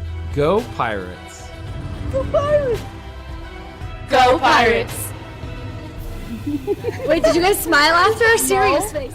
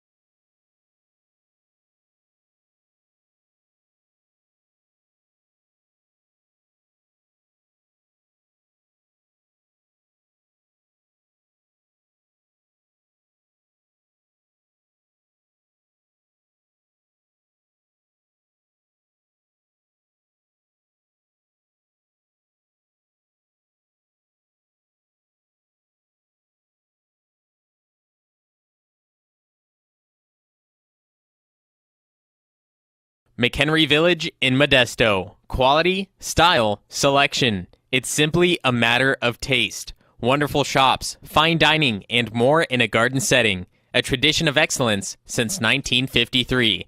It's McHenry Village in Modesto. Pirate Football is brought to you by Modesto Junior College Athletics, American Asphalt, McHenry Village, Sonora Conference Center, the NCS TV Summer Basketball Camp. You drove all the way up from Los Angeles. From we Los just Angeles. heard that. What made you put Miles Little into the camp? Well, you know, we were looking for an overnight camp that would really help develop his sort of independence. And this looked like a beautiful setting for the kids and also really foster his independence, meet new people. And I want to say one of the best things about this camp, this particular camp, is the ability to see the games live streamed on YouTube. It allows you to not be at camp, but also still participate in that particular part of camp. And so I thought that was really amazing. The announcers were great. The angles, the instant replay, it really made the kids feel special. Would you bring Miles Little back up to camp? For sure, 100%, and we're bringing friends. I think one of the wonderful things that I saw when I came to pick him up is how collegial, supportive the older boys are with the younger boys. And I think that is really heartening for me, because that's how I want my boy to be when he grows up. And so I think that he has some really great examples of really kind people on and off the court here.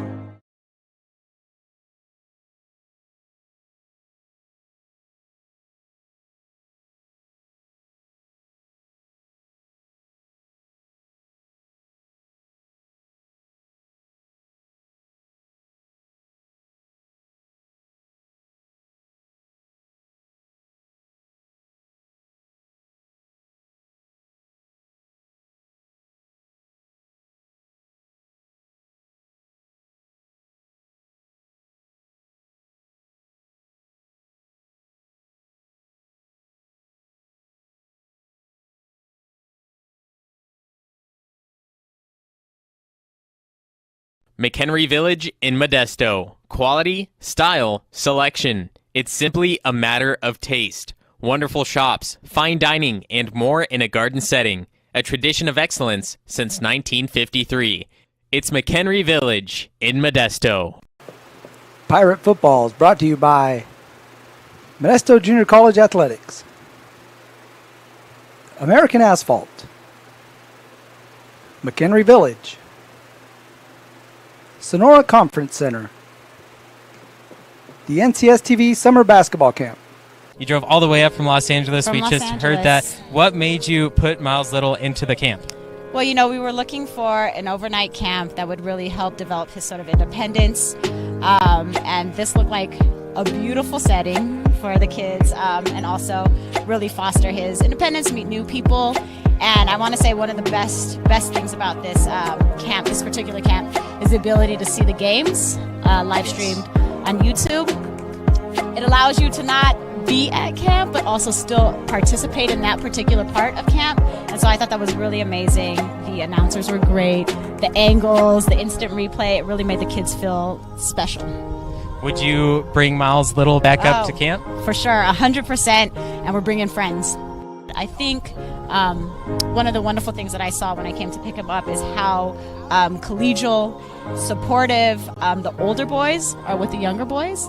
And I think that is really heartening for me, because that's how I want my boy to be when he grows up. And so I think that he has some really great examples of really kind people on and off the court here.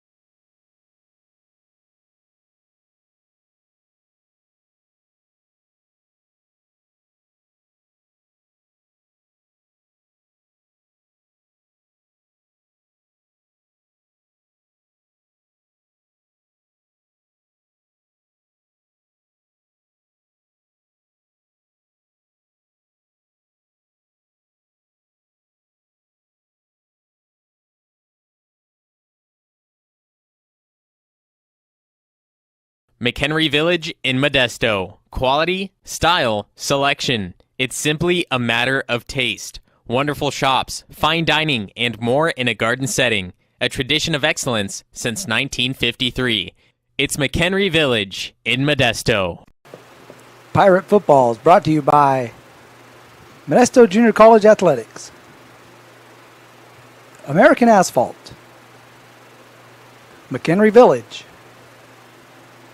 Sonora Conference Center, the NCS TV Summer Basketball Camp.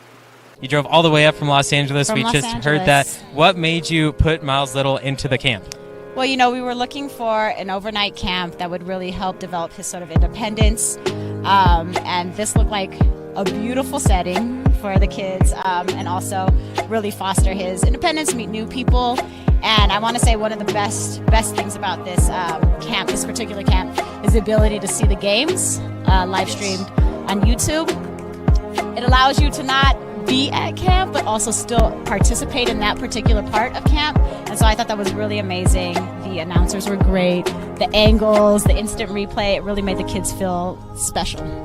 Would you bring Miles Little back up to camp? For sure, 100%, and we're bringing friends. I think one of the wonderful things that I saw when I came to pick him up is how collegial, supportive the older boys are with the younger boys. And I think that is really heartening for me, because that's how I want my boy to be when he grows up. And so I think that he has some really great examples of really kind people on and off the court here.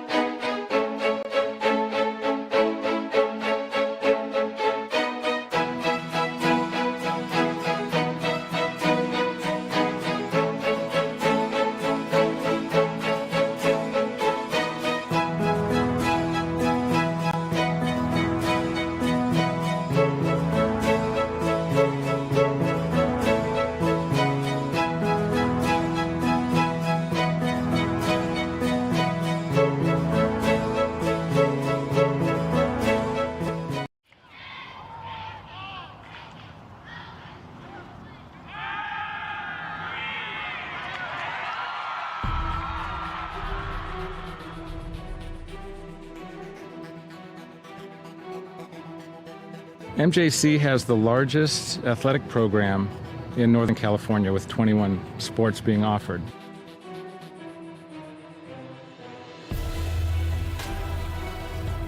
I first came to MJC, Coach Stivers came to my house with Coach Peterson, and they kind of convinced me. Then the next day they put me out in Modesto B saying that Danny Velasquez commits to MJC.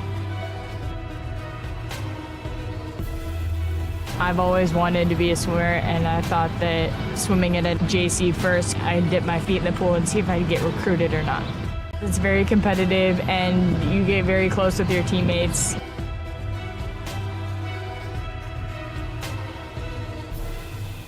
I've had athletes get their master's degrees, become doctors, chiropractors, lawyers, city council members. I think the best part of my job is getting phone calls from different types of employers that want to find out about some of the athletes that I've had in the past. Yeah, I was able to get a scholarship to Cal State Fullerton through academic success and athletic success here through teachers and coaching. It's like a family. I mean, we're always looking out for each other and always making sure, hey, what can I do for you? I got a student that needs this. Hey, I got somebody that needs this class, or I have this class open. What can we do for your athletes? I've seen MJC make a difference in the life of student athletes with the priority registration. If you're a high schooler and you want to come to MJC, you can expect great coaches, a great counselor, and great student success specialists to help you along the way.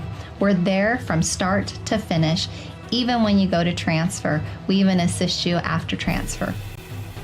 The philosophy of our program is we're a student transfer program, so our job is to get the students in and get them out. We want the parents to know exactly what's going on and what we're trying to do from an academic to an athletic standpoint. We always end up winning. We always being productive. We're always at the end. And the results of MJC and all the athletics are second to none. From what we start with to what we end with are not the same students. They come here and they get faster, or they get stronger, or they're a better player or a better teammate or whatever it is. They all succeed. Always had dreams about playing college ball, and ending senior year without any offers to play big D1 ball, kind of heartbreaker. But I ended up grinding it out, hit the gym, made it happen, went to MJC, and got it done. I am signing with the Colorado University, go Buffaloes, got a full ride scholarship.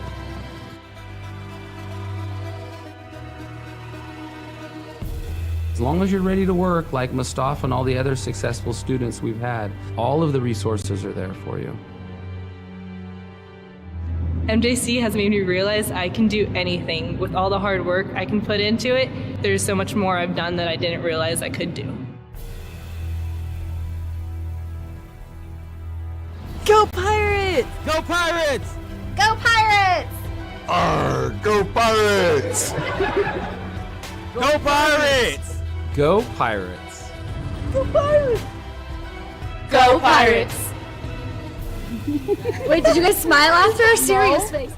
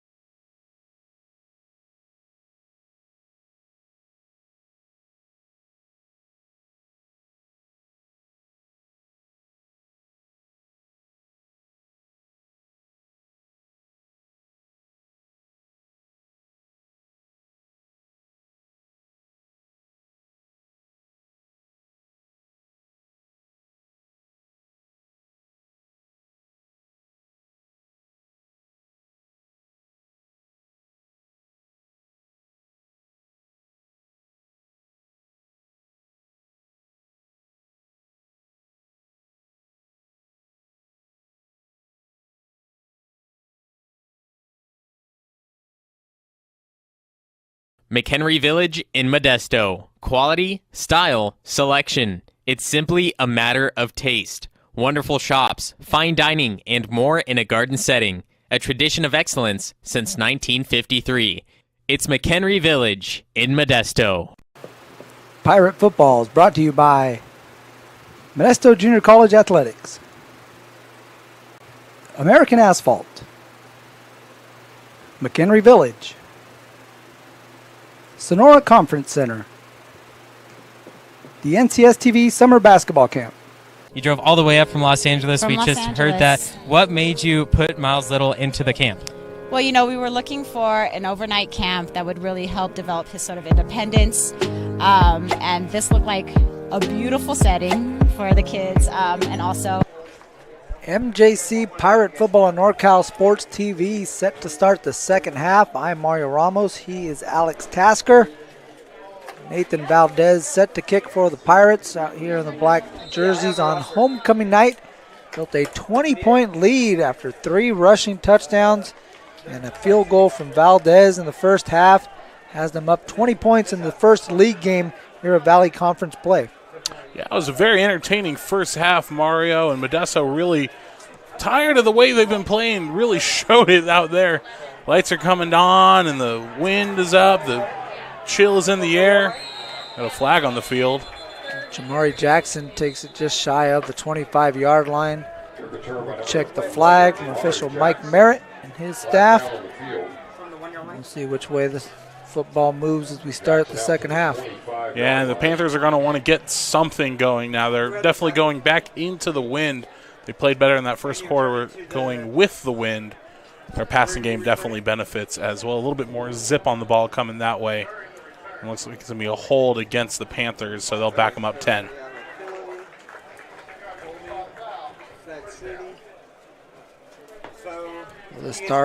This drive will start at the 15-yard line. You mentioned that wind. It's blowing southeast or left to right on your screens. You see the Jolly Roger flags in the background. Pretty stiff wind. decent wind, 12 miles an hour. But again, it was something to take into consideration as the Panthers are choosing to go with the wind in the fourth quarter as they deferred and now have the second half kickoff to start. Here's Partee looking over to his receiver, and that one was well short, intended for Jonathan Brenes. Looked like he had a step on his defender. Pass just not catchable. Yeah, Partee's going to go over there and kind of shake his hand and go, hey, I'm sorry about that. That was a bad ball. And that was a great route run by his receiver. He had plenty of room to run after the catch as well, just couldn't hit him.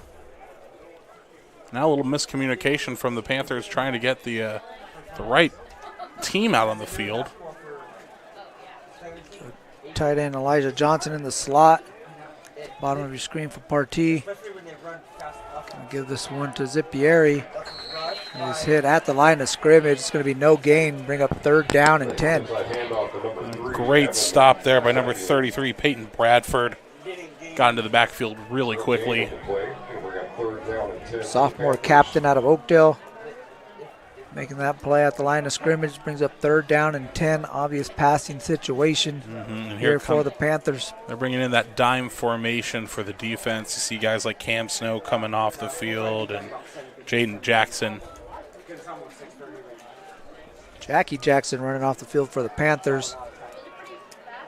As they got 4 receivers in this formation. Zippieri in the backfield with Partee on 3rd down. Now brings a man in motion. Nearly hitting the guy in motion. Looking down the sideline. That one is going to draw a flag as Rathjen tried to angle his defender out of bounds and might have been too physical and drew a flag. And I think we got a sideline warning actually is what it is, so the play is good for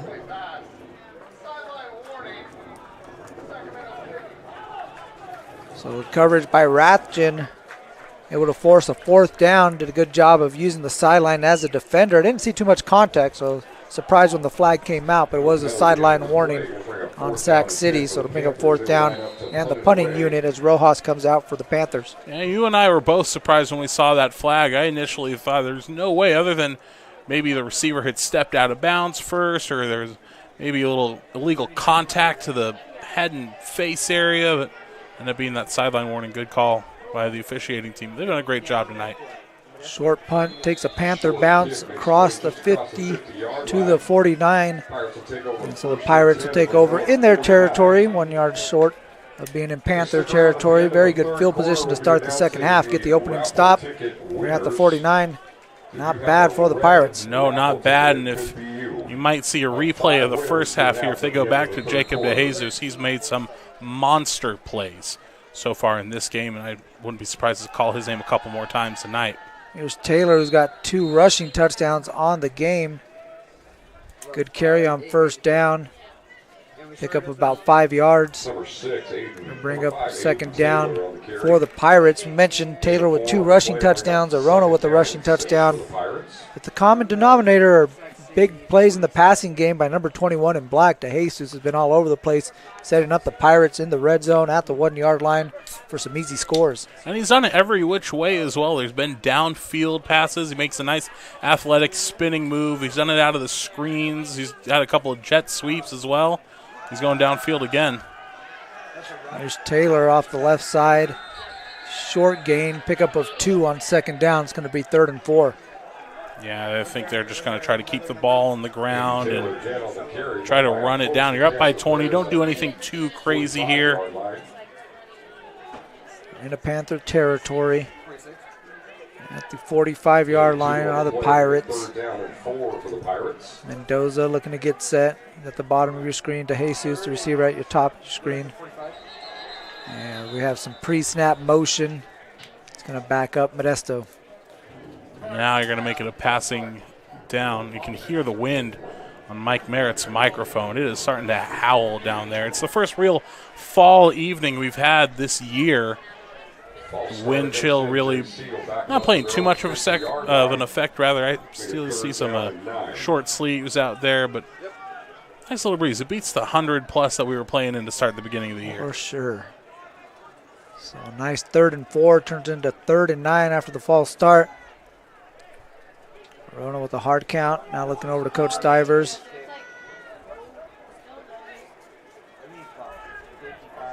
He's yelling at his offense, trying to get this one snapped. Play clock's down to 1. They get to Jesus on an out pattern, and he dropped it. Would have had the first down, had a step on to Darius Mathis.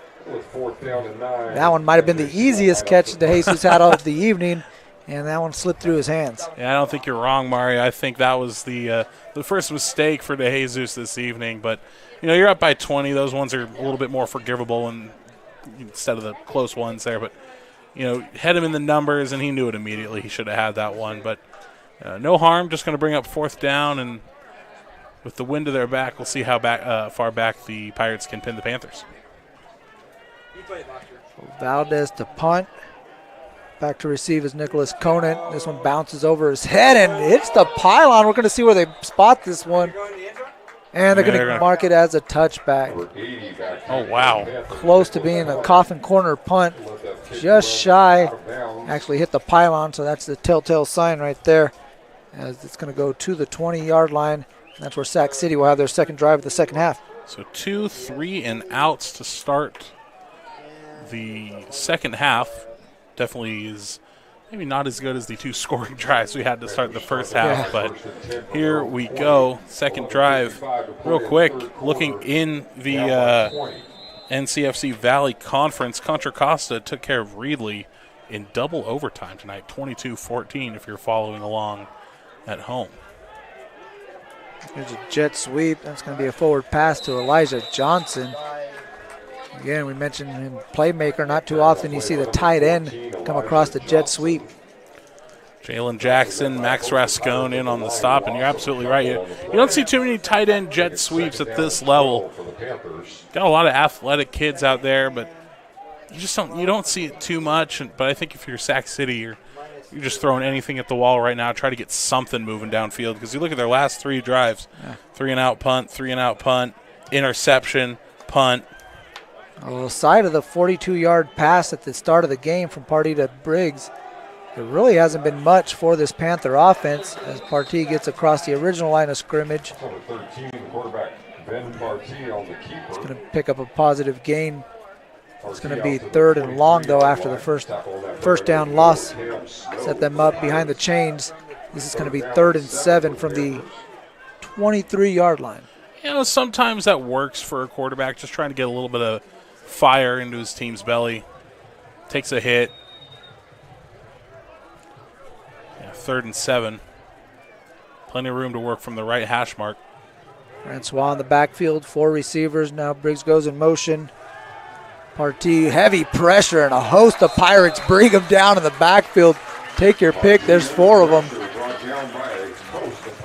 Rascone definitely fired up. I think he was one of the first ones in there. I think you got Jaden Jackson as well coming off the field, but a big 0 blitz comes up the middle, takes care of business, and we look again right along the outside. That was just a turnstile block, didn't do anything there.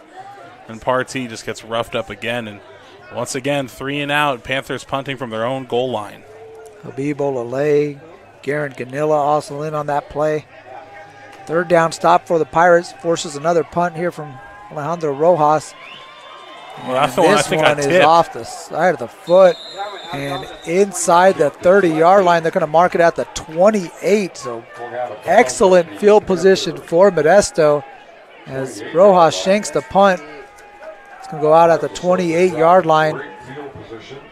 Net punt of 13 yards on that play. So MJC is set up to put some more points on the board. Yeah, one might have had a hand in there. It sounded like there might have been some secondary contact, but whether it was a shank or not, great field position, like you said.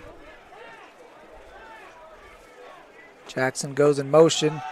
Here's the carry up the middle. Stanley's breaking loose. Stanley's got a step. He's inside the 10. They're going to spot him at the 6-yard line. What a run on first down by Kamoni Stanley. Oh, man, that's just a backbreaker, too. If you're Sac City, you already had the bad punt. Here comes the top offense on the field. They've been running around free all game long, and a chance to get another 6 on the board. 20-point lead could turn into 27 pretty quick here. A big run on first down for Kamoni Stanley, the freshman out of Sierra High School in Manteca. He's going to step off the field. The Stivers delivering the play call. Taylor now in the backfield with the Rona. 1st and goal from the 6. Jackson again in motion. Taylor's going to get the carry. Sidesteps one defender. Now trying to push his way forward. He's inside the 5. They'll spot him down at the 3. Jackson not really flashy with the leather tonight. He's not too any big plays, as we keep calling DeJesus his name, but really just strong runs up the middle, 2-3 yards at a time. You're calling Taylor's name as well. Now DeJesus switching sides. Might see him in a jet sweep. They got plenty of room to work on the near hash mark close to us. It's going to be at the top of your screen.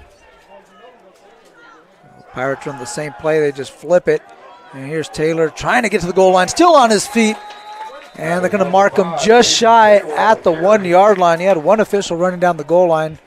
The official nearest to us at the bottom of your screen is going to spot him at the 1. Yeah, just short of the 1. And I take another look here. Slow-mo. I don't know if Taylor reached across. Pirates working quickly. Taylor gets it, and he's hit in the backfield. He's going to lose a yard on that one on 3rd down. They try to sneak it past the Panthers, moving quickly. No chance. Sorry, that's actually going to bring up 4th down. No chance they're going to kick the field goal here. You're down inside the 5-yard line. Oh, Rusty. So they're bringing out Valdez. And 4th down from the 3-yard line. Going to take the short 3 points as Valdez is out. And he's going to attempt, like it's going to be a pretty short field goal. Be an 18-yard field goal for Nathan Valdez. And Marina's going to fake it. And look at the back of the end zone for Baldwin. He snags a touchdown! Holden Baldwin just mossed the defender as Marines has the fake punt touchdown pass, letting him know that defender was too small for Holden Baldwin. Rusty, he got mossed. What a play call. Over the top, what a grab. And now you got your specialist still out there. You can do it as well. It reminds us of the game of Santa Rosa. They lined up for a 53-yard field goal, and out came the Santa Rosa Bear Cubs ready to block it. Turned into a fake field goal, and they end up scoring on the play. They pull it out again. This time they run the actual kick, and Valdez puts it in the uprights, and good for the extra point as the field goal fake pass from Marines to Baldwin makes it 30-3 Modesto over Sac City on NorCal Sports TV.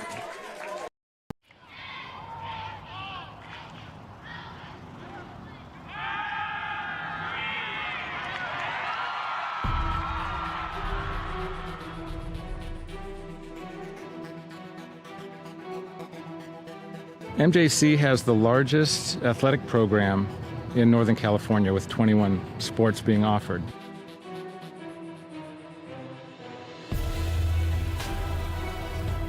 I first came to MJC, Coach Stivers came to my house with Coach Peterson, and they kind of convinced me. Then the next day they put me out in Modesto B saying that Danny Velasquez commits to MJC.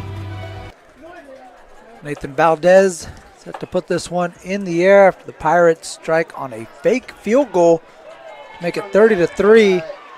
Here's Elijah King taking it to the 25-yard line. So a fake field goal. Marines, the quarterback who has seen some action as a starter for the Pirates. It's always nice to have that weapon there as a holder, just in case something maybe arises, or if you want to run a fake field goal like that, you got someone in the backfield who's capable of handling the ball. Wasn't the best of throws, but it was a great reception from Holden Baldwin. And I mean, he had that nice one-handed grab earlier in the game, and then able to just go up and steal that one away. Wow. There's Zepieri with the first down carry. Zepieri takes it across the first down marker and looks to have a pretty good run on first down and moves the chains for the Panthers. That's the first down since the 8:53 mark of the second quarter for Sac City. Let's see if they could sustain something offensively. Again, aside of the 42-yard pass to start the game, this offense has really struggled to move the ball against this Pirate defense, who again is showing pressure, and they're foaming out the mouth, looking to bring down Zeppieri in the backfield. Good job defensively by Peyton Bradford to meet him at the line of scrimmage, push him forward for a short gain. Be second down and 9 for the Panthers. Yeah, Zeppieri definitely wanted to get a little bit more on that play. They'll take it. They're starting to move the ball a little bit now. I think they're going to have to rely on their ground game to get moving to establish the pass. And this is the first Valley Conference game. So the Pirates come in at 1-4 in the preseason. This is a young squad. Really learned a lot about themselves. As there's the option, Partee nearly hit in the backfield, able to elude the initial defender. As that was Mark Bonostro in the backfield initially. As you have some jawing on the field going on between MJC and Sac City. And I can tell you what they're saying right now. Scoreboard, scoreboard, scoreboard. Hey, also in that you're talking about the Valley Conference there.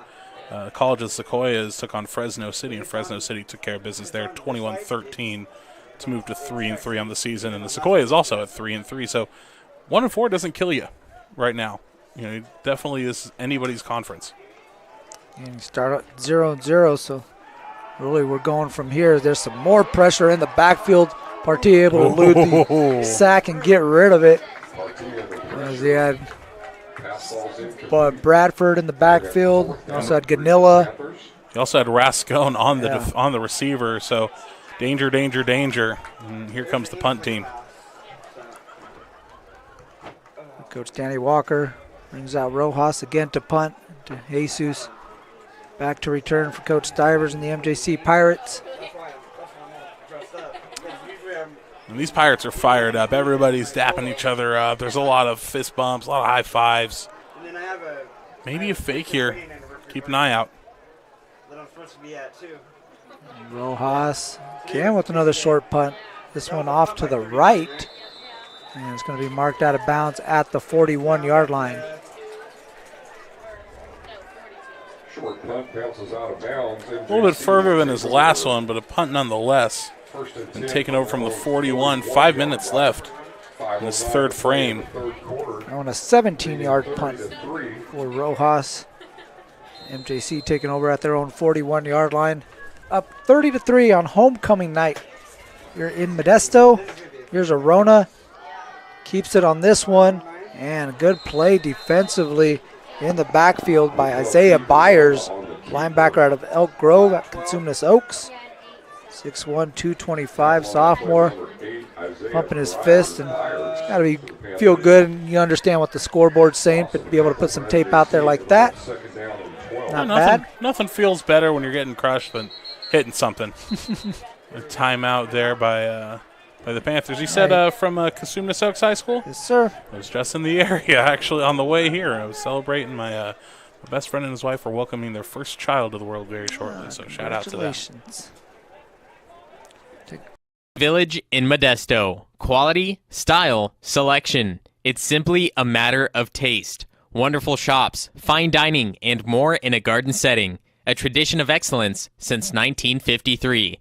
It's McHenry Village in Modesto.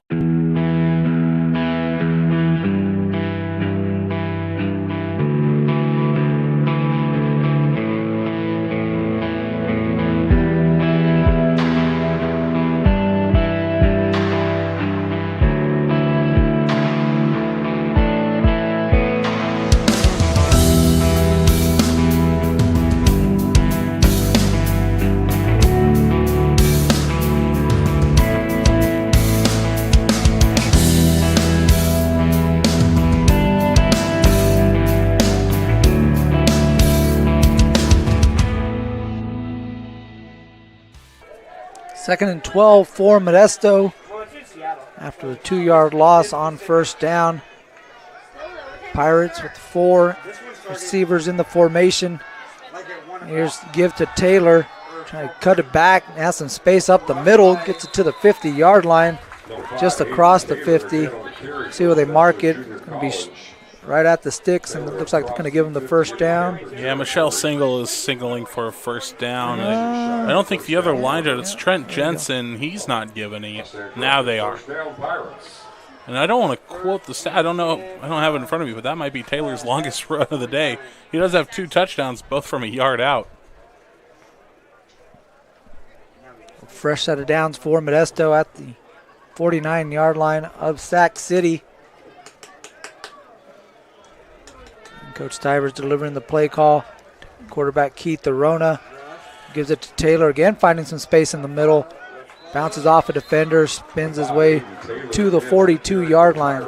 Pickup of 7 for Taylor on first down. Yeah, Taylor's really putting in a shift today. He's been running tough. DeJesus. I mean, you got 3 guys there in Jackson, Taylor, and DeJesus. Kind of the 3-headed monster for the Pirates. I'm not too well equipped on my mythological beasts from pirate ages, but call it the Kraken, I guess. We'll call it that. That's the Kraken for Modesto's offense. They've had a great game tonight. Here's Taylor again finding some space now. Off the left side, bounces off a defender and spins forward, and another Pirate first down. So this MJC offensive line may be softening up this defense a little bit. Some of these holes are starting to open up for the running backs as Kamoni Stanley is going to come back into the backfield, and Taylor will take a break. Yeah, Taylor's running really well tonight. He should have been tackled at least 3 different times on that last run, but he just kind of kept his body low and really fumbled his way forward, for lack of a better word, and sets up another first down and into Panther territory.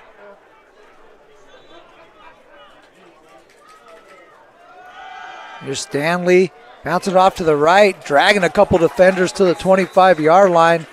And we've seen a burst from number 26, freshman running back out of Sierra High School in Manteca. He's got a quick step. Yeah, he does. Nice little quick left-right jab step almost with his feet. And it kind of creates that separation for him and great acceleration from him. Modesto's got some great running backs on this team. They fake it to the running back. Arona able to elude pressure. A lot of space off the left side. He's going to put it in the air for DeJesus. Touchdown, Pirates! Oh, what a play by Arona. Got a great block there by Holden Baldwin when he came back around, turns and throws an absolute dot to DeJesus. And let's talk about DeJesus here. We take another look at the replay. There's a great block on the edge, throws up the dot. Great camera work by our team there. And finally, DeJesus is rewarded for his great game he's played tonight. He's in for pay dirt. Wow. Arona to DeJesus, 24-yard connection on the touchdown pass. Valdez out for the extra point, low snap. Marinas gets it down, and that one is good. 37-3, MJC leads Sac City on homecoming night. It's Pirate Football on NorCal Sports TV. Pirate Football is brought to you by Modesto Junior College Athletics, American Asphalt, McHenry Village, Sonora Conference Center, the NCS TV Summer Basketball Camp.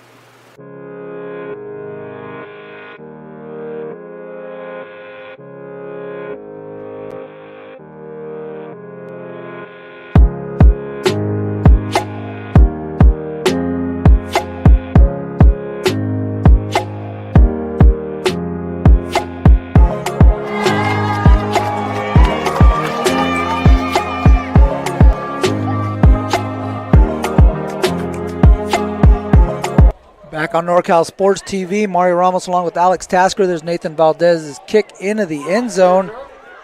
And Jamari Jackson's going to bring this one out for the Panthers, and a good return as he's still on his feet, dodging defenders out past the 35-yard line to the 37. The Panthers will start there after the nice return by Jamari Jackson. Nice little juice there on that. See if the Panthers can't turn that into something with 2:15 left in the third.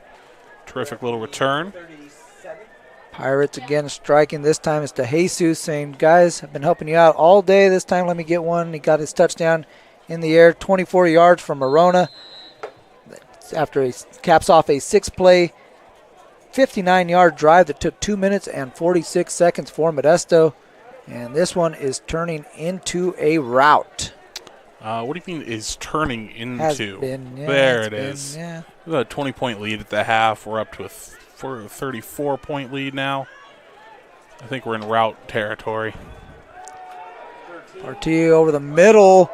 And a couple defenders breaking that one up. Looked like Rathjen got off his coverage and able to come in and make the play. Oh, Rathjen was close to taking this one away as well. He had a hand in there. Second down and 10 for the Panthers. And the passing game was working early for the Panthers. It has just absolutely left them. And I got to think Party is still shaken up a little bit. He was holding his elbow, and he got roughed up there early in the first half. And I got to think that's had a little bit of an effect on him in the middle of the second quarter when he went down. Panther offense shifts. Now here's the play action, trying to hit the tight end out on the flat. And again, a bunch of black jerseys bringing down Elijah Johnson. Just nothing doing there for the Panthers on second down. It's going to bring up 3rd and long. Yeah, sophomore out of Woodland Christian tried his best to get something going, but like you said, just not a lot there. And that Pirate defense just swarming now. They've got momentum. They feel strong in their abilities, and I mean, it's definitely showed tonight. Sac City had that big 46-yard pass play that set them up on their first drive, and from there they really have yet to do anything of notice as far as chunk plays. A lot of Pirates on the line of scrimmage, and they're coming after Party on 3rd down. And this one's over the middle. Looked like the pass was dropped by Nick Pine. Might have had something there. Looked like it would have been a first down had they completed. It's going to be 4th down and 11. And here comes the punting team for Sac City.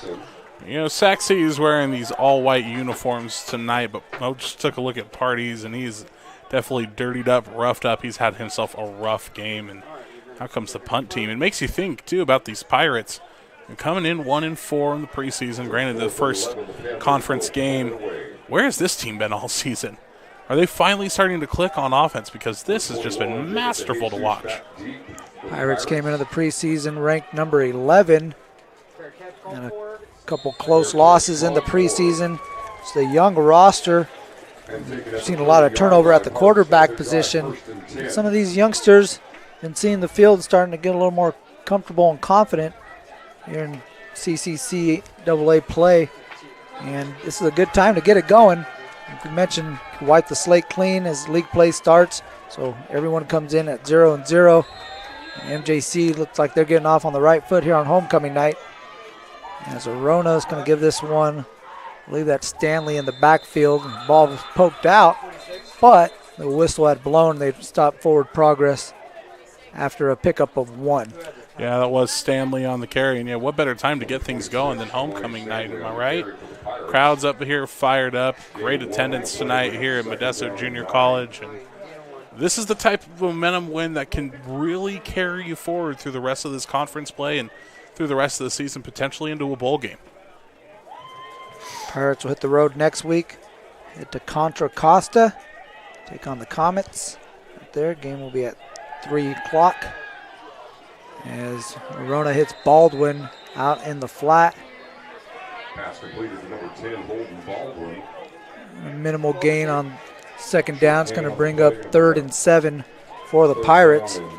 Next Pirate home game will be the 29th of October. They take on the Reedley Tigers here at MJC, and we'll have that one for you on NorCalSportsTV.com and YouTube.com/NorCalSportsTV. Don't forget, you could also follow us on our social media at NorCal Sports TV on Instagram, Facebook, and Twitter. As we are winding down the 3rd quarter, and we will head to the 4th quarter and what has been a very celebratory homecoming evening here in Modesto. Pirates all over the Panthers, 37-3 after 3 quarters. You're watching Pirate football on NorCal Sports TV.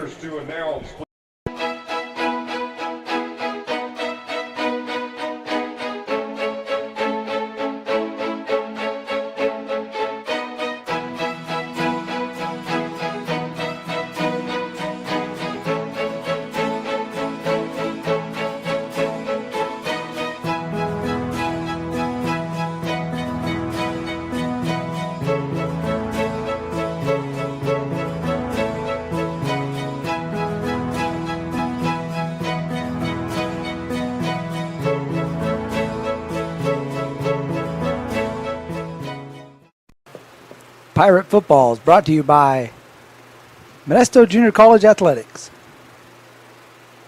American Asphalt, McHenry Village,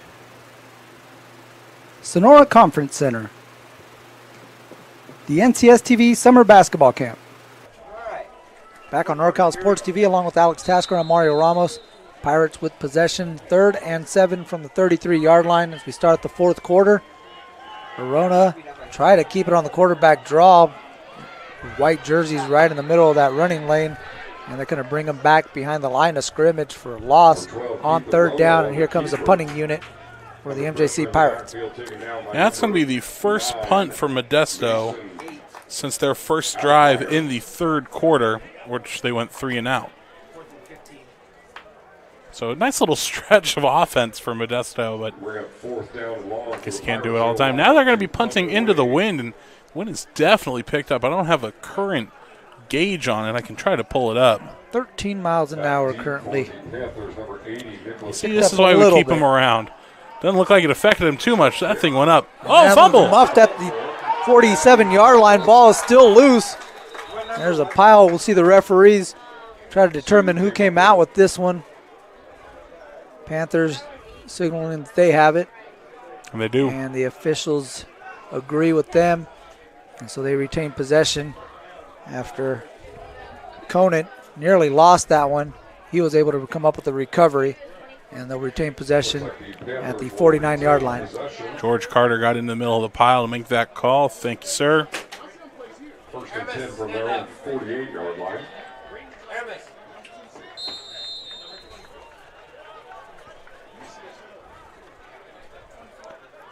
First down for the Panthers as we have a new quarterback out for Sac City. There's some miscommunication in the backfield. That's Sean Nixon, freshman quarterback out of Sheldon there in Sacramento. So the former Husky stepping into the backfield. And a little confusion there on 1st down. Maybe some just little nerves in there, mixed in there as well. Yeah, Mario, I got a bone to pick with whoever typed that up on our roster. I consider Sheldon more Elk Grove than I do Sacramento. As someone who I was surprised a little bit too when I saw that. As someone who hails from Elk Grove, that did most of their formative years there. We like to claim what we have. There's a high snap, and Nixon able to come up with this one, and he's got to be coming into the game thinking, man, this is tough. Hey, hit the guys in the black jerseys, please. I'm 2 plays. I've been hit twice. Help me. So it's going to bring up 3rd and 15, not the position you want to bring your quarterback into, freshen off the bench, but this is going to be a pretty tough sledding here for quarterback Sean Nixon. I don't think he took too many hits there for the Huskies. They got a good program down there. We'll see what they cook up with here on 3rd and 15. He got 3 receivers to his right. He's trying to get them set. And now again being pressured, and he is brought down, hit hard in the backfield. What a play by Ethan Day. Linebacker had a rip and said, hey, you guys haven't mentioned me yet. Let me go out there and make a play off the edge. Ethan Day to have a day. How about that one? And oh, man, I feel real bad for Sean Nixon. 3 plays, 3 hard tackles. That's the thanks, guys. I'm going to go walk over here. I'm going to take a lap real quick, get my head straight before I come back out there. Probably going over looking for Party and saying, hey, you can go back in there. Hey, you can go party. Hey, party all you want, man. Let's take it. Take as much time as you want. Rojas set to get this one to DeJesus. DeJesus able to get a return spin move, makes the guy miss. Now trying to get to the outside, and he is brought down at the 25-yard line, so actually loses some yards on that one. But that initial highlight there made the first guy miss. Going to make the extra man miss, and so the Pirates will take over at the 25. Just over 12 minutes left to play in this ball game. Yeah, that's why you don't run east to west in most football games. You try to go north to south there, and that is evidence there. But DeJesus has had himself a terrific ball game. We won't pile on too much. I am a little surprised that Keith Arona is going back out there with the current score line. He's had a great game so far. You hate to get your starter hurt. Taylor's got a lot of space up the middle, cuts it out to the right side. Now trying to stiff arm a defender and carries him across the 45-yard line, pushed out of the bounds. Right about the 43, and what a carry on first down there for Aiden Taylor. A pickup of 33-yard line, or 33 yards. Two drives ago, I said, that might be the longest run he had when he ran 8 yards because he has 2 touchdowns from 1 yard out. There you go, son. There's a great run. He carried 3 or 4 Panthers about 7 yards downfield. Great run. Clock continues to go, and going to substitute a few of these players out. It's a gain of 31 yards there. 31-yard gain. The clarification from our statistician, Darren Souza, who's looking awfully dapper up here in the booth, dressed up for homecoming. I like it. Darren Souza bringing a touch of class to the broadcast booth tonight, folks. I'm not saying we look like schlubs, but Darren stepping it up a little bit tonight, my friend. Thank you, sir. I like it. And he brought nachos. What a guy. So Jackson on the carry. Number 6, Alonzo Jackson. Off the jet sweep. Nothing doing on that one. He gets back to the original line of scrimmage. As DeJesus is going to make his way off the field. Get some cheers from the Pirate faithful out here. A lot of DeJesus' friends and families are out there. They were tailgating to start tonight's game, and they definitely treat this like a big deal. Absolutely. They had some RVs. They had grills. It smelled good coming down the street for this one. Ramos in motion. Taylor gets the carry.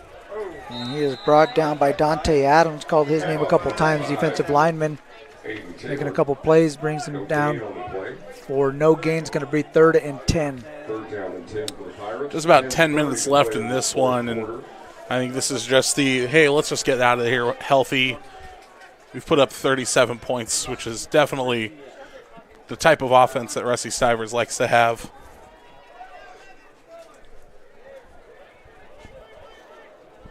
DeJesus back into the game at the bottom of your screen. The lone receiver to that side. 3 receivers to the top of your screen with Taylor now shifting to the right of Arona.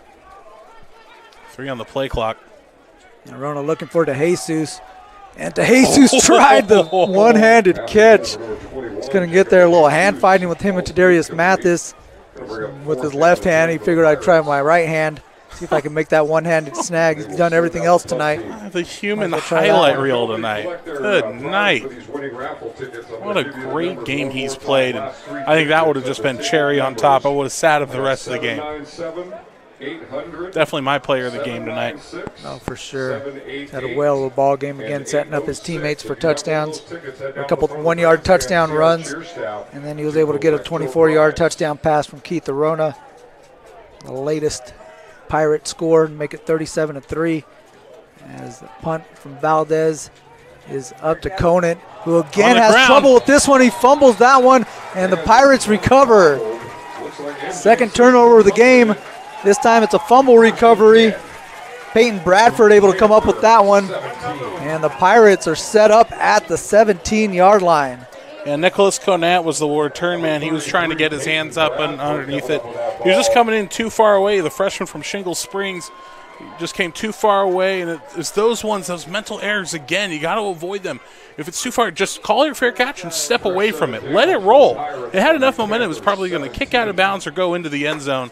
But instead you fumbled it, and now you set up the Pirates at the 17. So Arona still out there.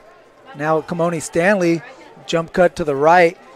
Runs into a couple Panther defenders, but a really good gain on first down. Pickup of 7 yards for Stanley on first down. It'll be 2nd and 3 for MJC. Now, correct me if I'm wrong, but if Kamoni Stanley gets in, I believe every running back tonight will have a touchdown for the Pirates.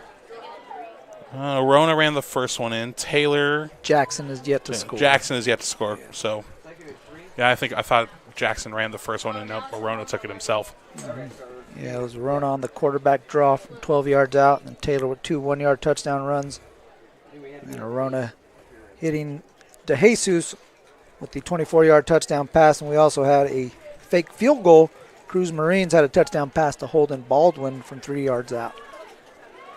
Plenty of scoring, and it's not necessarily a problem when you forget who scored which touchdown.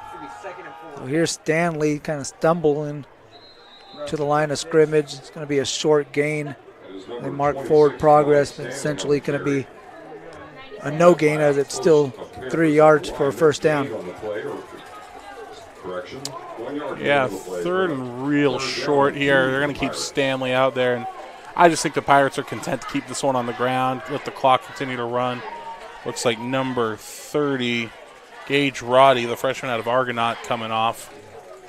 Argonaut took a tough loss last night to Sonora. You'll see Sonora this Friday on NorCal Sports TV, taking on Bret Hart. Wildcats playing some good ball. As Arona gives it to Stanley. He's got to step up the middle. Runs into a couple defenders, but not after he picks up a first down and sets up the Pirates for a 1st and goal from the 5-yard line. Yeah, 1st and goal, and I think they're going to keep Stanley out there, try to give him his flowers. And he's played a very quiet game, but a very strong game as well, Mario. I think running the ball tonight, yeah, I mean, the pass plays to the Jesus were absolutely phenomenal and set him up for success. But when you can grab these 3-4 yards on the ground consistently tonight, like the Pirates have, they're going to win a lot of ball games in this conference. I think we've seen a little thunder and lightning in the backfield with Taylor bringing the hammer, and then you got Stanley bringing the lightning out there. Absolutely. Nice couple different looks that you see from the backfield as Stanley's going to get this one. Try to push his way towards the goal line. Still on his feet. Pushed into the end zone. Touchdown, Pirates. Had a player lose their lid as they got in there from the looks of it. But Kimoni Stanley getting in. Fire the cannons, Pirates. 43-3 as he just dives his way in. Now they just got to get Jackson a touchdown on their next drive. And then all the running backs will score. But wow, what a game. Pirates coming out and laying down a statement to the rest of the Valley Conference. Hey, we're here. 4th rushing touchdown of the game for the Modesto Junior College Pirates. Offensive line has got to be loving that here on homecoming night as they are waving the Jolly Rogers. Petey the Pirate mascot, he is loving this as Valdez's extra point is good. It's 44-3, Modesto over Sac City on NorCal Sports TV. Way up from Los Angeles, From we Los just Angeles. heard that. What made you put Miles Little into the camp? Well, you know, we were looking for an overnight camp that would really help develop his sort of independence. And this looked like a beautiful setting for the kids and also really foster his independence, meet new people. And I want to say one of the best things about this camp, this particular camp, is the ability to see the games live streamed on YouTube. It allows you to not be at camp, but also still participate in that particular part of camp. And so I thought that was really amazing. The announcers were great. The angles, the instant replay, it really made the kids feel special. Would you bring Miles Little back up to camp? For sure, 100%, and we're bringing friends. I think one of the wonderful things that I saw. Back on NorCal Sports TV as the MJC Pirates are on a 38-0 run. It was 6-3 at one point, and the Pirates have just unloaded on Sac City as the Valdez kickoff is returned by Elijah King to the 30-yard line. Hey, for those who were trying to avoid any spoilers for the Seattle Mariners Houston Astros game, you haven't missed anything. It's still in extras.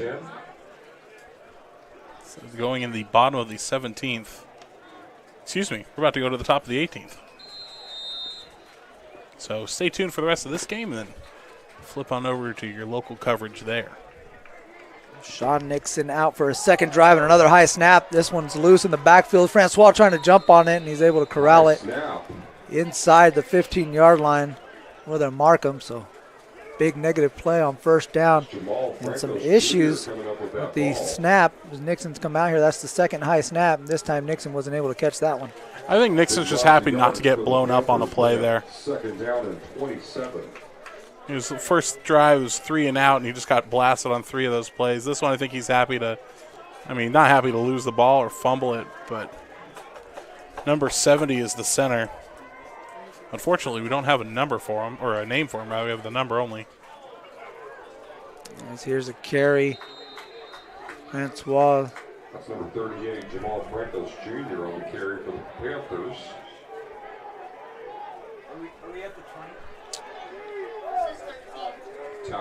Defense chance coming out still of homecoming night. You're up 41 points. Get the defense chance going. Yeah, we have a nice crowd in attendance tonight, and not many of them have left. We've seen some of them from the Sac City side start to make their way down either Highway 99 or I-5 back up to Sacramento. But Plenty of Pirate fans still in attendance. Cruz Marines warming up for the Pirates when they come back out the next time on offense. Yeah, number 38. Again, Francois with the carry. He's going to bring up 4th down and bring out the punting unit for Sac City, who again came in with a 3-game winning streak, ranked 25, breaking into the polls for the first time. It looks like that's going to be short-lived after this one. And down 44-3 here against Modesto. They'll take on Fresno City next week at home.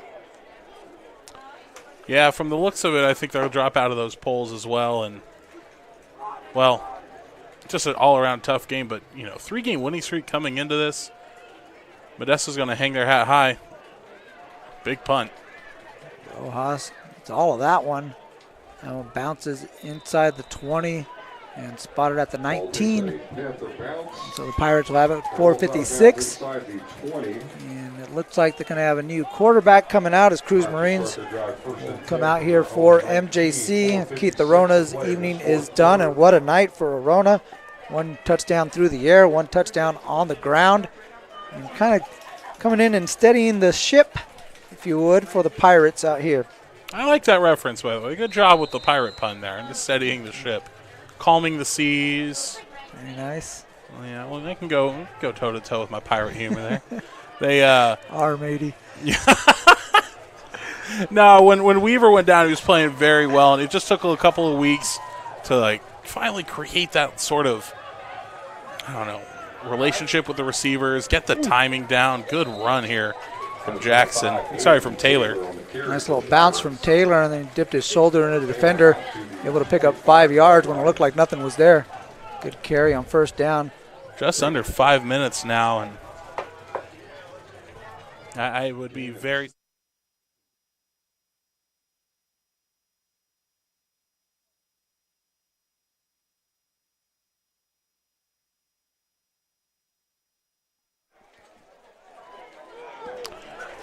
Sorry, some technical difficulties there. We're back there, but I'd be very surprised to see the Pirates go to the air through the rest of this game. There's Marines on the keeper, tries the spin move, but he is hit in the backfield. Good play by Isaac Dominguez, sophomore out of Rio Linda. Makes the play. Had some help there from Mario Keenan.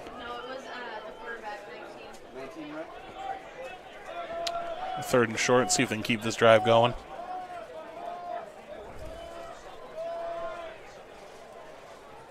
Gain of 1 on that play, 3rd down and 3 for the Pirates. Yeah, the clock stopped momentarily there. Interesting. Continues to run as we approach 3.5. Here's Taylor, picks up the 1st down across the 30-yard line to the 34. Nice carry by Aiden Taylor. Moves the change for the Pirates, and more importantly, keeps the clock rolling as MJC is looking to wrap up the victory here on homecoming night. Yeah, it could be close. You never know. You might get 41 points scored from defense. You got to watch out for that 41 burger. That 41-point play. Where they just bring out multiple footballs. Or you could do what my buddy Shane always does when we play video games. All right, last score wins. Yeah. That's always your little brother or something that does that when you're up by 40 on them, and it's the final play. And they're like, all right, last score is worth 98. Yeah. And, of course, they went on some, interception. Oh, I beat you. No, you didn't. Here's Taylor with the carry on 1st down. Gets it across the 35 to the 37-yard line. Short gain on the play. Short gain, but again, that clock keeps running as we are at 2:40 left to play in this ball game. Yeah, again, I think they're just going to keep this one on the ground. Let's look forward here. Again, next week, Pirates take on Contra Costa. 3 o'clock start next Saturday, and Contra Costa will be taking care of the stream, so you'll watch it through their provider. We'll be back with you next 2 weeks after that, rather, the 29th, as they bring Reedley here for a 5 o'clock start. And can't wait to be with you for the Panthers of Sacramento City next week. They take on Fresno City at home. It's a 1 o'clock start, and then the week after that, College of the Sequoias will host the Panthers there as Valley Conference play gets started. And of course, those big ones looming in November. College of Sequoias comes here to Modesto on the 5th of November. And then the old rivalry between Modesto and Fresno. will be at Fresno City this year. That was a big game last year. Went in the Rams' favor here in Modesto. See if the Pirates can turn the tables out there in Fresno as Marines look to put this one in the air. Looking deep. Trying to find Mendoza. That one well underthrown. Mendoza trying to make his way back for it. But neither he nor the defender can make a play on that one. That'll bring up fourth down with 132. And the punting unit will come out for Modesto. Interesting choice there on the pass play. Plenty of time to throw. Just Marines just kind of underthrew it.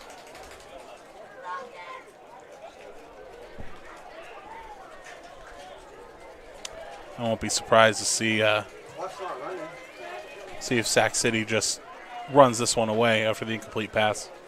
Conant back to receive. Here's Valdez. Low snap. Able to get this one up. And fair catch called for by Conant at the 29. And so Sac City will come out with 128 left to play. And you got that quarterback you mentioned, they might just try to put it away. But, I mean, these are reps. These are reps against another uniform, a different team. An opportunity for him to, maybe gain some confidence. It hasn't gone well the first couple of drives. No, it has not. You want him walking out of here feeling a little bit better. I mean, you're not sure what's going to happen next week. You mentioned that they take on Fresno City, and whether or not Partee is going to be healthy enough to come out here. So we'll see if they try to do something here with Nixon in this final minute, 28 seconds. Absolutely. And the big thing is reps, too. You're in the now. You always want to build for the future as well. And there's a handoff up the middle for a gain of one, maybe none. Zeppieri gets the carry. Instead of Bradshaw Christian. After Bradshaw Christian, my guy Kurt Takahashi, athletic director, baseball coach out there. He's been on my podcast. Shout out to him. Very nice. Plug the podcast. Go for it. Former minor league baseball player Kurt Takahashi. We got 2nd and 8. Under a minute left to play here in Modesto. Nixon. Gives it again to Zeppieri. Nice play defensively by Asara Suega. Defensive lineman out of Johansson. Sophomore makes a play in the backfield. Loss on that play. Bring up third down and 14 yards. Probably bring us to our final play of the ball game. The Panthers will have to run one more play. We'll see if they got that 41 burger in them right here. Come on, last score wins. 3rd and 14. Here's Zeppieri with the carry. How crazy it would have been if they scored. No, it's not really a score. And so that will do it. Clock ticks away on this homecoming evening. It was all MJC from the get-go. Pirates with the big victory as they start league play here in the Valley Conference. They win this one 44-3 over Sac City here on NorCal Sports TV.